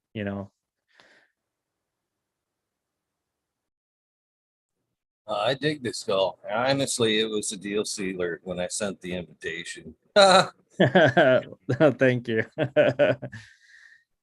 Yeah, and they definitely have a thing for skulls, and it did. I was like, man, this guy can't be all bad. I dig the skull. yeah, well, thank you. I Very appreciate it. cool. Yeah, I Drew appreciate it. me right in. Yeah, Uh, it's really done wonders for me. It's I see it in a lot of gardens, and it makes me really happy to see it. I always say, that my stickers gives you 10% extra terps having it up in your tent. So I'm trying to get it in ah, everyone's garden. nice, Yeah. nice, nice. So is a lot of your other art skull based? I can't help but wonder. A lot of it is, I have a lot of variations of I don't know if you can see like my logo on the screen too. I don't know how it's organized, but yeah, most of them are like a variation of the skull. I have a pineapple one now. I don't know if I update it in my profile picture if it'll change it. But yeah, I have some of that, and then I started getting a lot of people that were kind of requesting, can I get a more of a discreet thing? I don't want to explain what Dabs for Dads is to my grandma. So uh so I did some like other styles where it doesn't say Dabs for Dads. It's I'm trying to get one up for you. Can you see those images of the profile picture? Like if I change this They should be able to see. like that, that's one of my discrete logos that I have. I call it the zombie lotus. I have other ones. I have an artist now. He does really, really cool like retro style artwork. His name's Stephen Yoda, and his artwork is really cool. You should check him out. He does stuff that looks like old like Black Sabbath shirts, or like, Led Zeppelin. Um Real rock and roll type vibe to him. So I'm starting to get a lot more than just the skull. I think the skull will always be, with me. It'll always be my thing, but I'm gonna keep pushing with some of the other things, and I'm trying to keep it fresh as much as I possibly can. So there's constantly something new, and it's just something I'm driven to do. It's something that makes me happy. So that's what I keep doing, and it allows me to kind of have like special edition um logos. So if you got a sticker, maybe no one else has it, uh that kind of thing. So like I said, a lot of people don't really care about that, but it's always a thing for me. I definitely I dig it. So have you ever thought about maybe, and this is just my opinion, I'm a big person kind of about branding, but one thing I've learned about in business myself is keeping some things the same helps keep you identified. It's easy for people to identify anyway. So I have never actually changed my icon ever. ever almost. It's been a Yeah. long time. I take that one right there. So what I decided to do with the show, I don't sell shirts for on the show or for the show or anything related to the show. I give that shit away in contests and stuff. I heard you mention giving away beans. I gave close to 300 personally, probably about 300 packs of seeds away this last year on the show. Oh, that's But I give away a awesome. lot of shirts too. But I like the collectability of shit. So, even though I plan to keep a lot of the show stuff or at least my personal stuff the same, I decided with the shirts what I was gonna do is like just only make so many colors. Each time I have a shirt brand, I'm gonna have like so many colors. That design, so many colors, limited each time. So there's like a collectability with the shirts. So yeah, none of them actually ever being the same. I thought it Yeah. was a cool aspect of that kind of thing. And you've got a lot of cool things. You know what I mean? So that could equal a lot of cool shirts as well. Yeah, I thank like the Buddha there. yeah, Yeah, the Buddha is my newest artist, the Stephen Yoda. We did hoodies that I designed. This was on the back and it had one of the skull logos on the front. And man, they're bitching. They're really cool. The printer did an awesome job. Um, I'm using him for more projects for the future. Um, people may see them, like I said, in Christmas. That's part of the idea of making kind of like a box set, sorts of speak, of multiple things that you'll get. So I'm working on it. There's a lot of things behind the scenes for me, and I can't wait to show everybody. That's one of the things I really like. My grow, when you watch it, if you follow me, is you're watching it as it happens. It's when I post that day, it's of that day. If you follow along, you'll literally watch the whole grow.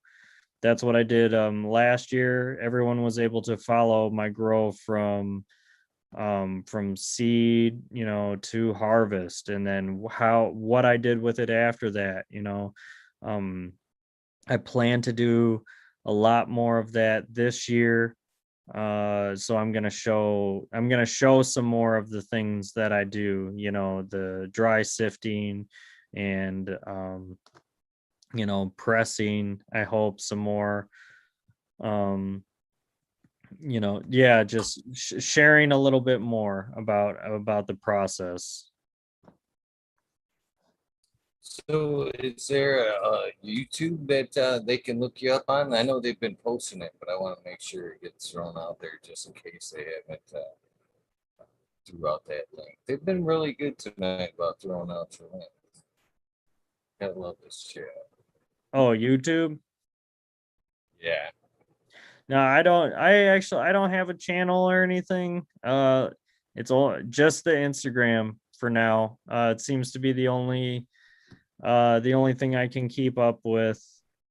Maybe in the future I might do some more. Uh but for now, because I only say it because I'm starting to kind of shift my focus from purely testing to starting like getting serious with my own stuff. So I don't really see it, in the next couple of years. But maybe in 5 years down the road, I might start really switching it up once I have some of the medicine that I want everyone to have, or that I want to contribute, my mark. Once I'm done, like fulfilling that goal for myself, then I might start wanting to teach or share my versions of how I do some things.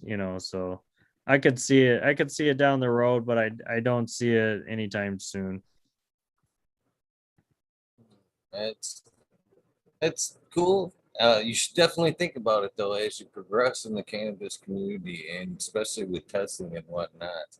when it's a light company's approach, and believe me, brother, they will approach. Yeah. That's one of the first things they're gonna ask you. Do you have a YouTube where you can post up a quick video in the links? And Oh, anymore yeah. these days, uh, as you post things, you can usually the beauty of these new phones, you can almost multitask and post them to both accounts at the press of a button. Oh, You right, know, right. Yeah. I probably have a YouTube already set up, and I'll need to do is just just reset a new one up and just start from scratch with a Dabs for Dads, you know. not that you don't have a full plate in front of you. Yeah, I tried, I think it's all good suggestions. I try to do as much as I can. I wish, to be honest with you, I really wish there's some really good photographers out there, like Eric Nugshots is a really good one. And he does some really cool like 3D or 3D flower shots, where the flower spins 360 and it zooms all the way in from out from flower shot into like singular trichomes. Those are personal goals I have where I'd like to accomplish some shots like that. I'm trying to find the roof, of quality and quality shots of cannabis. I don't know what my I just I'm thoroughly fascinated with that. It's something that's why I like doing the pictures, right? I just love it. It's one of my favorite things. Like I'm most at home, I think, when I'm getting to traverse the landscape that is on my cannabis plants with my macro stuff and getting to see the plant at a level like that. It was kind of like, what we talked about earlier with just the going from being a smoker every day to someone that is now, cultivating. That blew my mind. So just every facet is just a whole nother world. It's hard to find the bottom in cannabis, and I'm trying to find it because I'm just so interested in everything. It's really cool. Like I think you said it earlier really well. Every part gets used. Your People are getting more and more efficient with it. I use every part and all my sticks and stems and leaf and trim and that that's not washed, my stems more or less all get mulched, they go into the compost, so they get used. Everything gets used. That's another important thing to do.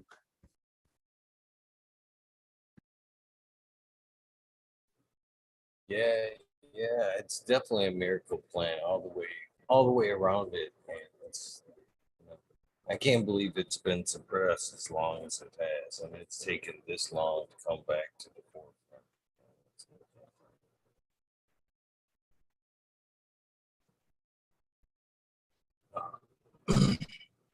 So, are you looking to get out at some of these events?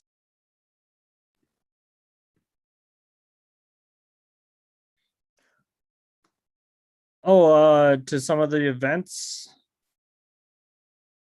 Yeah, yeah, yeah. Some I know there's the Bigfoot Lounge Lodge is having an event. I believe it's July 24th, 25th. There's a few Oh. decent events coming up here soon.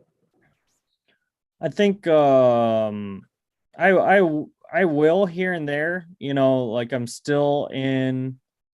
I think I could, well, I it's always an idea for me that I like to be a phantom. Um I do want to go. I'm getting to the point where I want to meet more people and to hit more of these spots.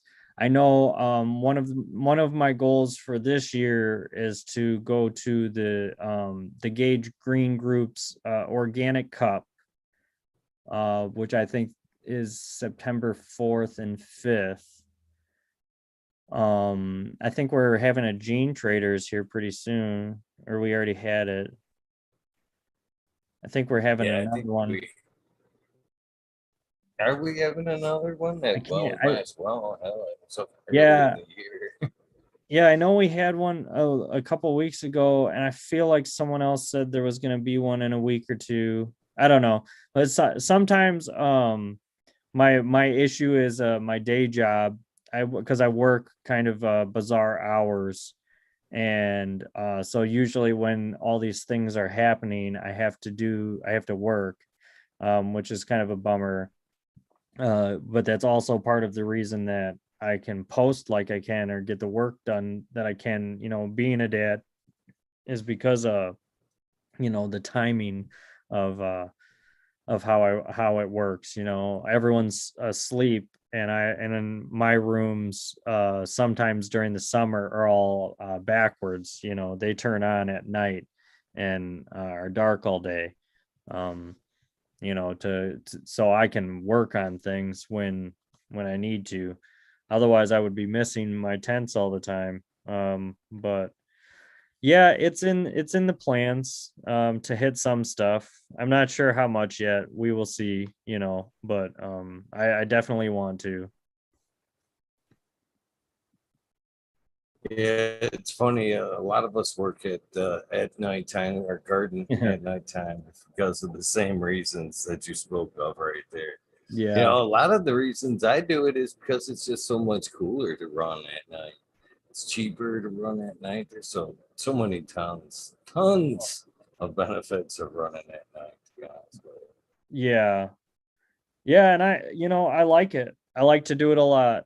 Um I don't know why. I've always had a thing with it. There's something about, you know, uh, being out, where we're at. I'm out in the sticks, so I go outside and it's just stars from end to end, and I carry all my water out to my building, and I'm still kind of I have that like guerrilla grower thing. That was your thing. You went out in the cover of darkness, so no one knew what you were up to or what you were doing or where it was very important.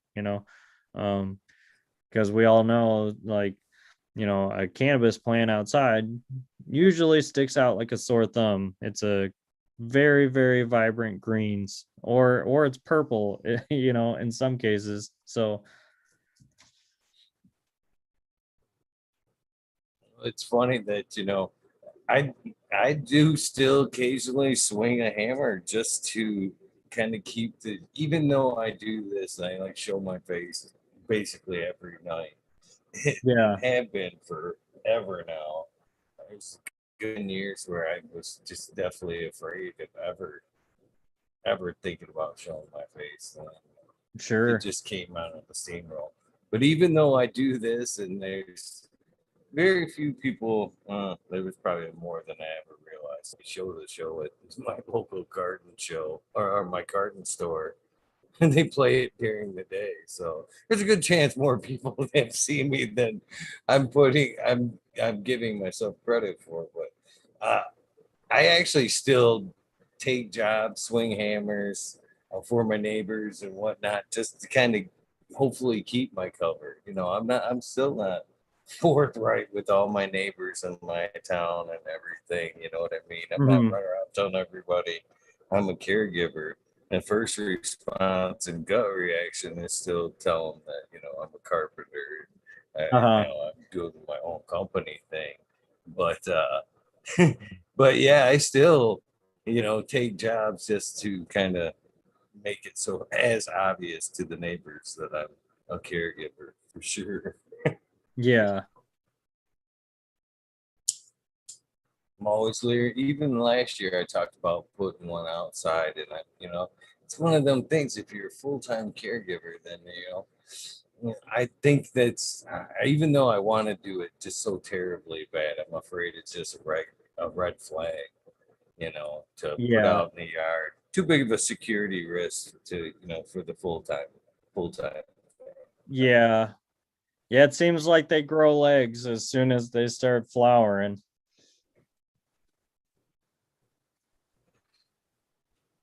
Yeah, it's occasionally I can still pick up down the road when the filters are given away. Uh, uh, I actually in the house here. I usually I've got at least I utilize the 4K and a lot of what's going on here. I actually heat my house with a lot of the grow room heat. To be oh, I honest with bet. you, Yeah. um, it pumps.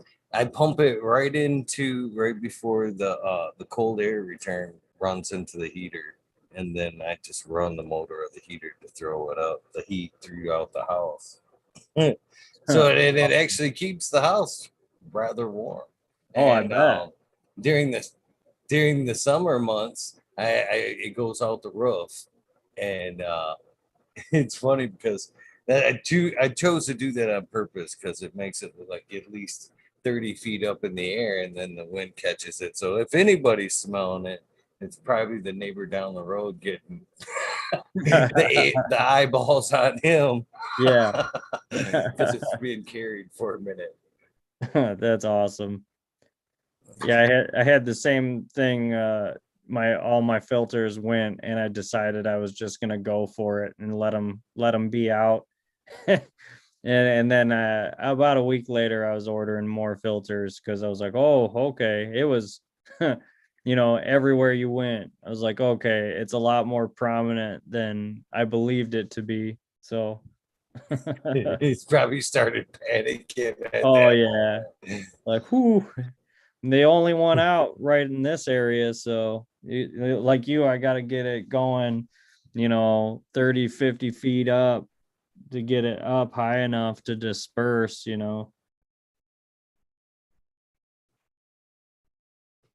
Oh man, it's still worth it all. It's still worth it all. Yeah, it's worth it. Oh, for I love it. sure. It's my favorite thing I do. You know, I'm driven to do it every day, as you can see.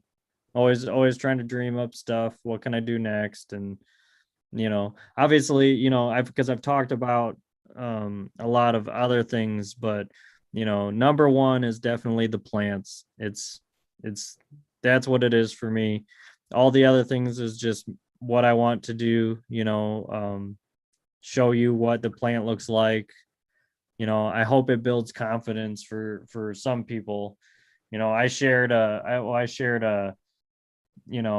tragic grow a couple posts ago, and it was about an overwatering thing at my location. And I like to do that because it's easy, and I'll say that it's easy to always show perfect, good plants and this and that once you've been growing for a while. So I wanted to show, that yeah, I came from a spot where the plants weren't good all the time. I was constantly learning. I'm still always learning. I try to learn every day, but I like to share that. And this last one was really nice because I got a pretty big personal response. My mailbox was kind of on fire the day after, and I had a lot of people that related to having water issues, or I had a lot of people that were like, oh my gosh, that's what that is. And, when I get those kind of reactions where the people are having aha moments all over the spectrum because of something I shared, I think it's really cool to be a part of that. And it's especially important because I remember, way back in my past, I didn't have a whole lot of people telling me what to do, or there wasn't a whole ton of information unless you knew the names of people, what books to get, or your friends were really good at it. Like I told you, I was being really secretive, so it was kind of a security risk, like letting someone else in and letting them know what you're doing, because as soon as you start asking questions, they know what you're up to. And so I always played it really smooth, where I didn't let a lot of people know. So by in doing that, I gave up some of those avenues and decided I was just going to have to learn for myself. So, and I would highly suggest that. It made me a confident grower. I've seen it all, and I have done it all. And when I say that, I mean like I have killed my plants every way I possibly could have. So I know what it looks like, and I know how it reacts. And I've tried to bring plants back from the dead, and I have, and saw how long it actually does take to recover from major malfunctions. But um, the message is the same. It's get out there, throw some beans in the soil, get after it, do it. Don't wait. There's never really a perfect opportunity to do it anyway. And worst case scenario, if things are, you get uncomfortable or whatever, you chop it down and it doesn't grow anymore. uh but I would thoroughly encourage just going for it. Even if it looks super sick, try to take it all the way, learn as much as you can on it. Try to, what I tell most new growers is, you almost are learning how to look at things. As soon as I started looking at the plant and looking at it, is when I started becoming a much better grower. The color in the leaves, is it losing color? The tips down, is it curled? Is it clawing? Is it praying? What's it doing? The plant will tell you when it's happy, when it's sad. You want her praying up towards the light, and is she droopy and clawing? You might want to rethink maybe when you're watering, or what you're watering with, or your soil. There's a lot of variables, but try to keep it as simple as possible, is how I tell everyone to do it. If you know like, I mainly use Sohum soil now, and it's one of those just add water uh super soils. And yeah, I haven't looked back. All my plants have been really tasty. They get the job done. Everything tastes different, which that is like my absolute favorite. um yeah, just grow, grow, grow as much as you can.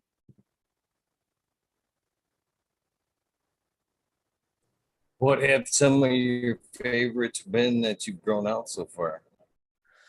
Ooh, I've grown a ton of mass medical strains. He was one of the first I started testing for. So a lot of my favorites are currently from a lot of his lines. I like his the Putang. It was a 2019 Cup winner, I think. That stuff's pretty nice. I've had a lot of nice flower from Katsu. Let's see, like, oh, recently he's come out with a grape ape cake again. I really like that. That thing's quite the sledgehammer. With the Aloha Island genetics, I like they have a strain called No, which is Noe. Is really, really unique and tasty.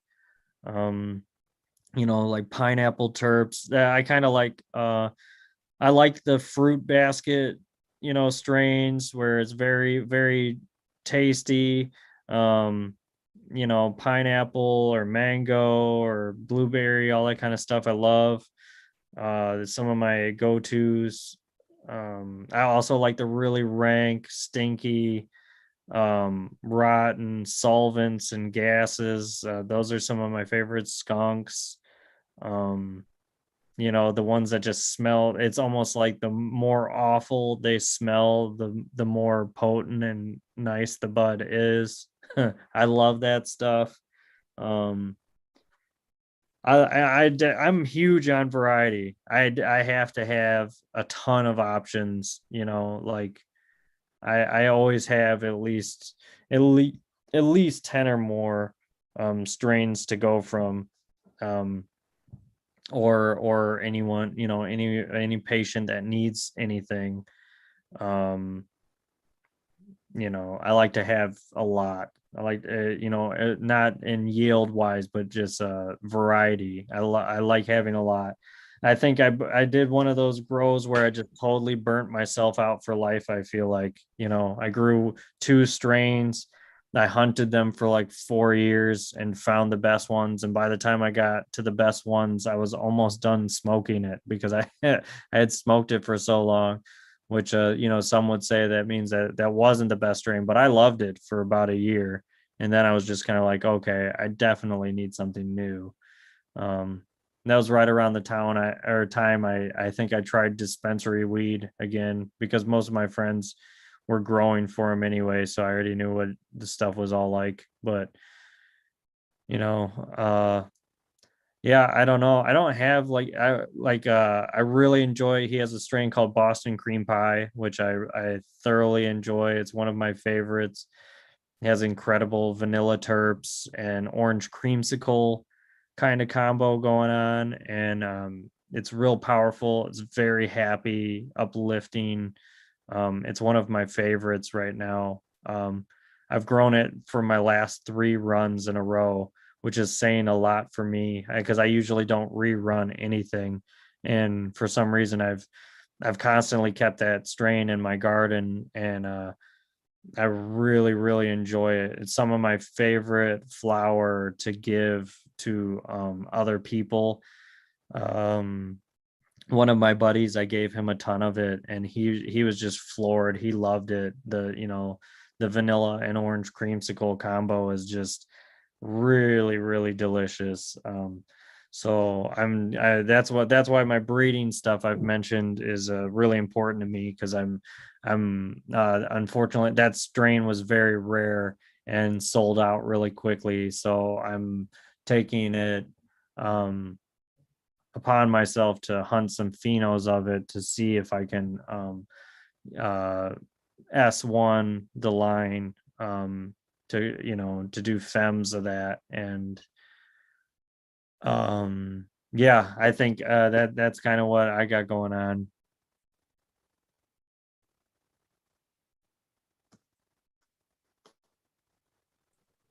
It's pretty full. That's a lot there. That's a lot there. That's a lot of strings to juggle, to be honest with you. I've done that for a long time. Did the Yeah, cup mounds. I'm still doing the cup mounds. yeah, And a couple years at best is the longest I've ever held a strain. And you can't hold them all. You get sick of them. The longer you hold them, as good as they are, it's just you appreciate them. They're great to other people, but it's like, man, I just wish I had room for just a couple of new strains. yeah, Can I just find somebody to hold this? I've had horrible experiences with people holding genetics for me. Either they just pass it along and give it to everybody and their brother, or uh, it it's not there when you go back to get it. You're like, oh, I had this problem and this came, I had to kill everything off, or I had this problem in my life. You're like, shit, you could have at least given me a heads up. You know what I mean? I've yeah. lost a lot of genetics to holders. So anymore, I pass a few cuts out and say, I love you to the strain and move on. Yeah. It's too many of them out there. Too many new ones out there. One thing I found about being a tester too is you get to the point where hype isn't on your radar anymore because you're hoping as you're popping the testers, the next hype or the next great pheno is going to come out of your garden. Oh So you're yeah. not too crazy. You're not to give two shits about what everybody else is doing. You're working on the next thing. Another thing I always loved, and I still love saying, as I'm passing that testing smoke around. And they look at you and what's this? This stuff right here. You probably won't hear of for about another 2 years. Yeah. you know, and by then I'll be moved on smoking something else. Yeah. I'll be smoking the future in 2 more years. So that's one of the beauty things I always loved about being a tester is what you had in your bag and in your joint just wasn't what everybody else had when you showed up to an event. And that's a lot of fun. Oh, I agree. It's probably my favorite. It's my favorite thing. Like um, I'm just honored to be able to test for the people I am, and um, get sometimes I'll get some new offers here and there, but and sometimes they don't always go through. It's not always a and everyone, all breeders test differently anymore, so but for anyone out there thinking about it, a lot of it is just going to the breeder and asking, not and don't say, hey, give me beans. That you say hi and ask if there is any testing opportunities or something like that, and that is essentially how I've gotten every one of my spots. And yeah, I think it sounds like you thoroughly enjoyed it. I felt like identical, dude. Yeah, it was part of it, the exclusivity of it, of having stuff that people don't, was kind of a thrill.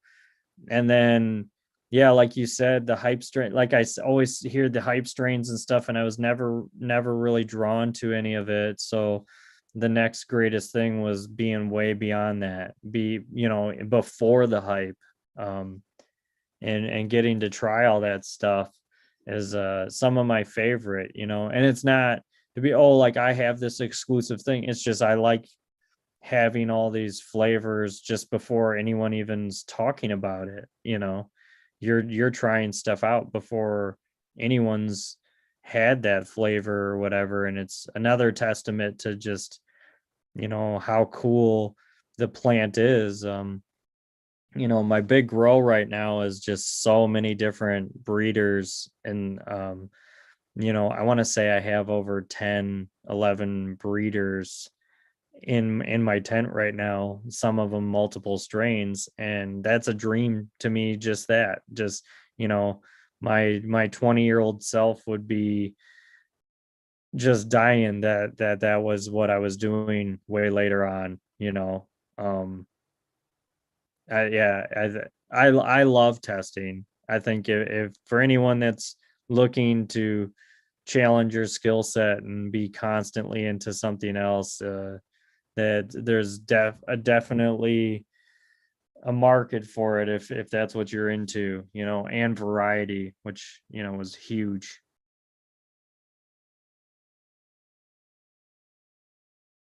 It gave me faith in the craft market, that's for sure. Well, as the things come to more recreational, more things being legal, it gave me faith in the craft market is the way I should say, because anytime that I've been to one of these clubs here in Michigan where thank God there's still a few left out there to where you can still uh, table and do the patient caregiver to patient deal there occasionally. Uh, One thing I have always found is people want something that's good quality and different. And they'll find that there's always will be that market for that one or few hype strains that are good to everybody's mark. But I've watched some people at clubs walk around the room, and a lot of the caregivers growing hype, and they'll go through, look at the jar, sniff it, look at the jar, sniff it, look at the jar, sniff it. Then when they come to the test table, they're like, "What the hell is that?" And right there, you've got them because it's something different that they haven't seen yet throughout the whole room, and that's what they want. They don't want what everybody else has got. Once that you get bored with it. There's you Yeah. got to have that variety, spice of life, I guess, if you will. Oh, I agree, dude. It's because I got asked a lot, why are you just growing? Because sometimes I'll just grow one or two phenos, and I'm not looking for a 20 pheno hunt per strain. It's still just me.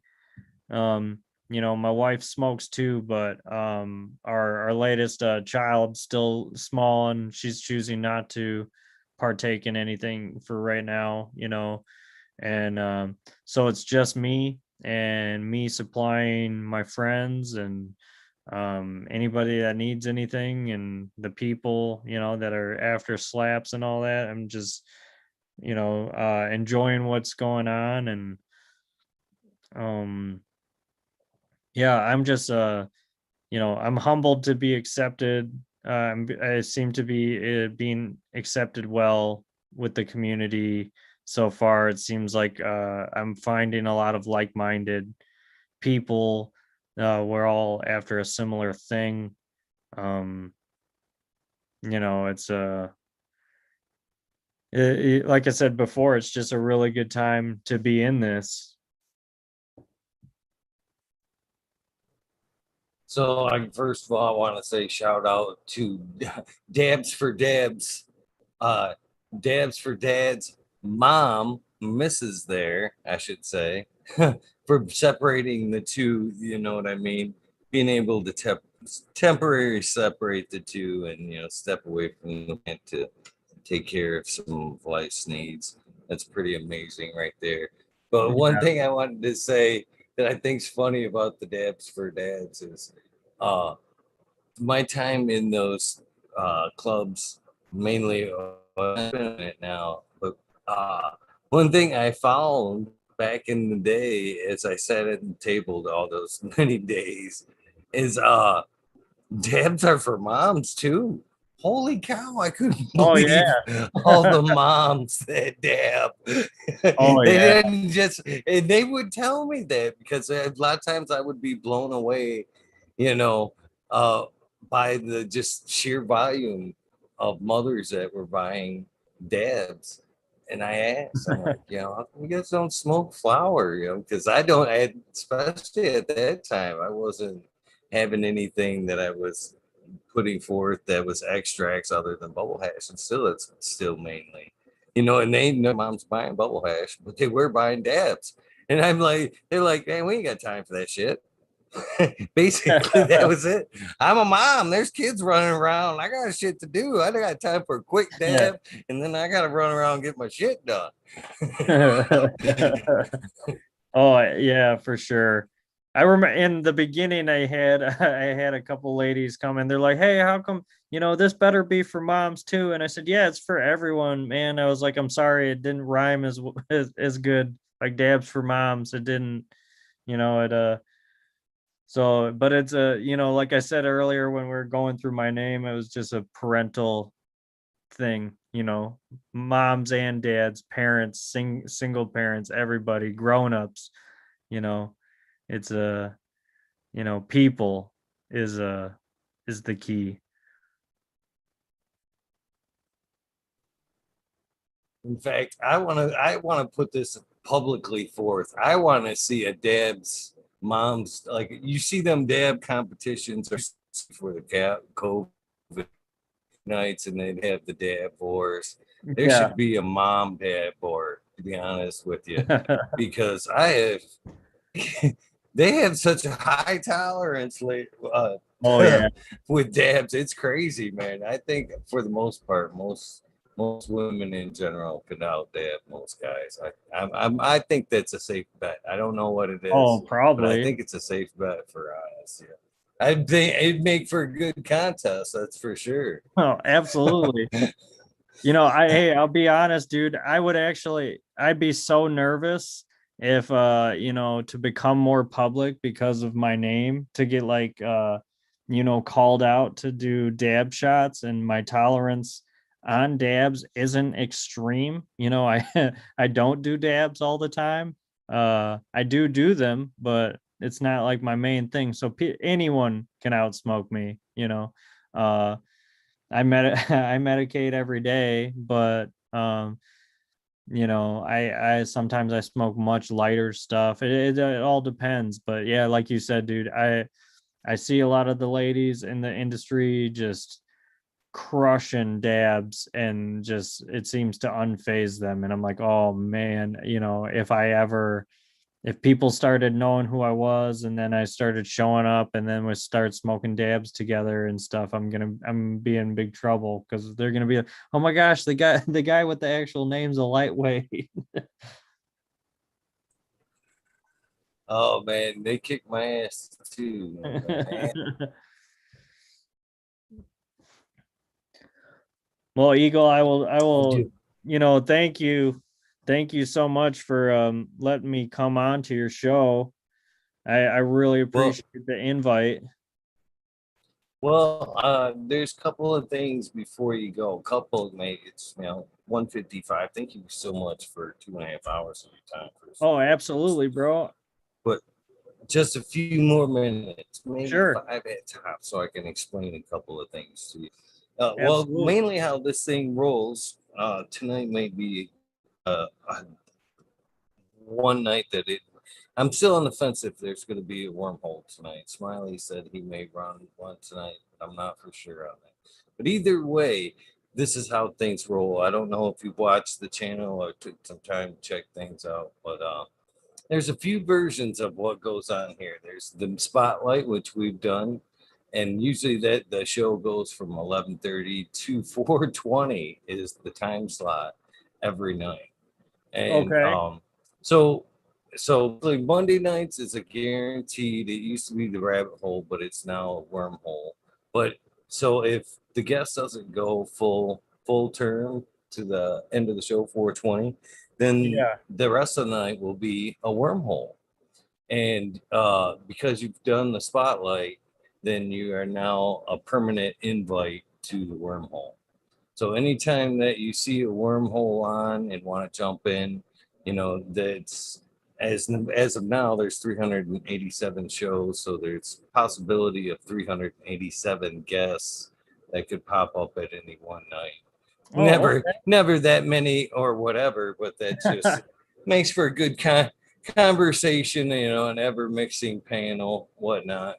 Oh But yeah. if you get the notification and see the show's on, and then it's indeed a wormhole, and we're talking about something that interests you, and they go from anything from strictly cannabis and technique, lights, all that good shit, to sometimes we squirrel off into psychedelics and conspiracy theories and Okay. shit like that. But the Zoom link that you have now is the key to get into the wormhole. So anytime that the wormhole is up and running, you don't need an invite. You just jump on Zoom and say, "Hey, what's up, guys?" And Awesome. there's no problem, no video, no problem. There's no give a shits in the wormhole. Just Okay. come have some fun and respectful of others, and we're all good.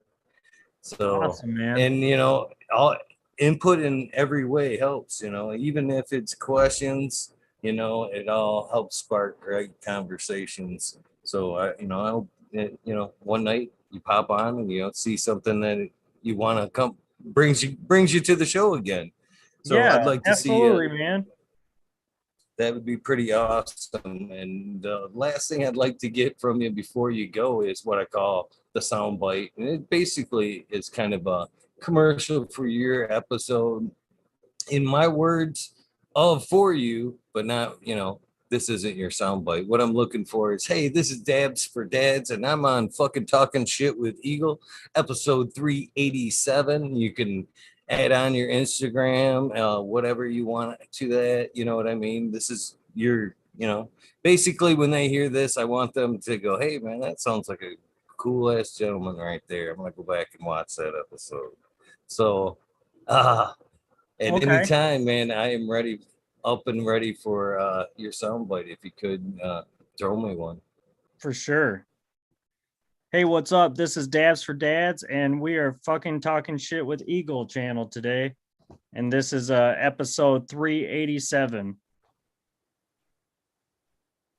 Nice. I greatly appreciate you coming on. Again, like I told you in the beginning of this, we've got to meet another great member in the cannabis community, and hopefully we'll get to see you on the channel again.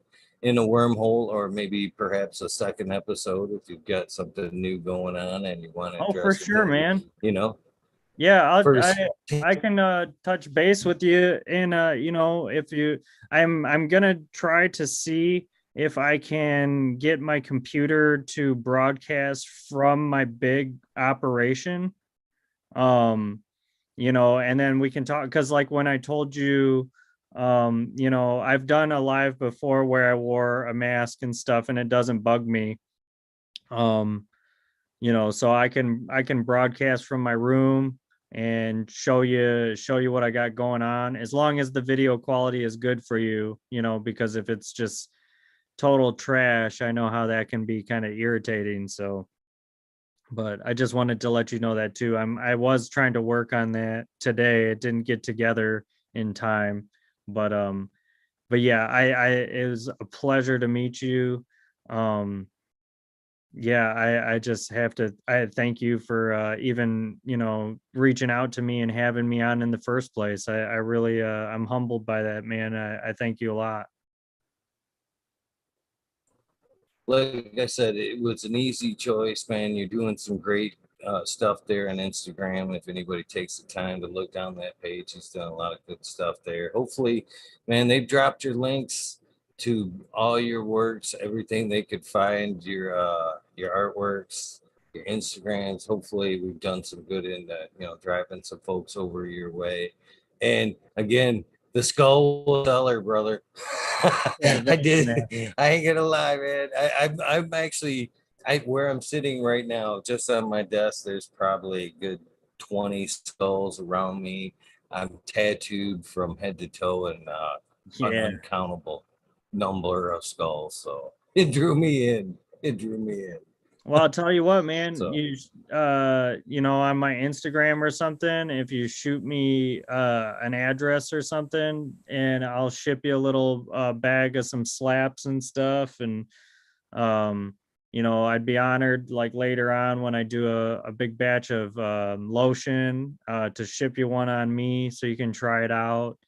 Um, well, hey, if you're a large t-shirt or a 2X, I have some of the last of my Buddha merch. I'd love to ship that to you. If one of those is your size. it would be a large, but Oh, you're it's a not large? necessary. Yeah, it's not necessary though. You know what I Well, mean? it's I do appreciate it, but it's it really cool. I love to support the people that are on the show, and I'll be happy to wear it it's on the show. that's Show your this logo if it's swapped. Oh man, I'm I've got a few Buddhas tat. I'm also yeah, I have a few Buddha tats too. I'm working on a giant Shiva on my left side Okay. right now. It sounds like you need So that t-shirt, bro, and I only have one left, so it's for you. So shoot me your information if you don't mind, or just an address or something to ship, and I'll send you a little care package. be honored to wear that shirt. Hell Kick ass yeah. shirt, to be honest with you. You'll get to see what the whole what my whole thing is about, and I'd be happy to do it. That's awesome. That's awesome. I'll have to send you a shirt back, one of Hell mine. yeah, bro. Ah, that works both ways. That works both ways. I'd like to return the favor. So yeah, I will indeed do that because I'd love to support that shirt and you, my friend. So For sure. thank Well, you for thank you. coming on, and let's do this again real soon. Oh, for sure, man. Thank you so much. You have a good night. I'm gonna go ahead and wrap it up. Anything you'd like to say? Anybody, shouting out anybody, your Instagram, some friends or anything before you go? Uh No, I pretty much think we're good. Just the Instagram's the only thing going. So, check out Dabs for Dads. Uh, all right. Well, thank you again for popping on, and again, we'll see you soon. All right. See you, brother. Thank you. You're Well, welcome. guys, this Thank you. wraps up episode 387. I know you guys have enjoyed this. I've been chat all night long. Thank you, mods, for throwing down links for me. I really appreciate that. So this wraps up this episode. There may or may not be a wormhole episode tonight. Give me a few minutes to kick it around and see what's going on. But if not, you guys know the deal. Random acts of kindness do save lives. Please do something nice for somebody. Thank you for tuning in. I'll see you tomorrow night. I'm out of here.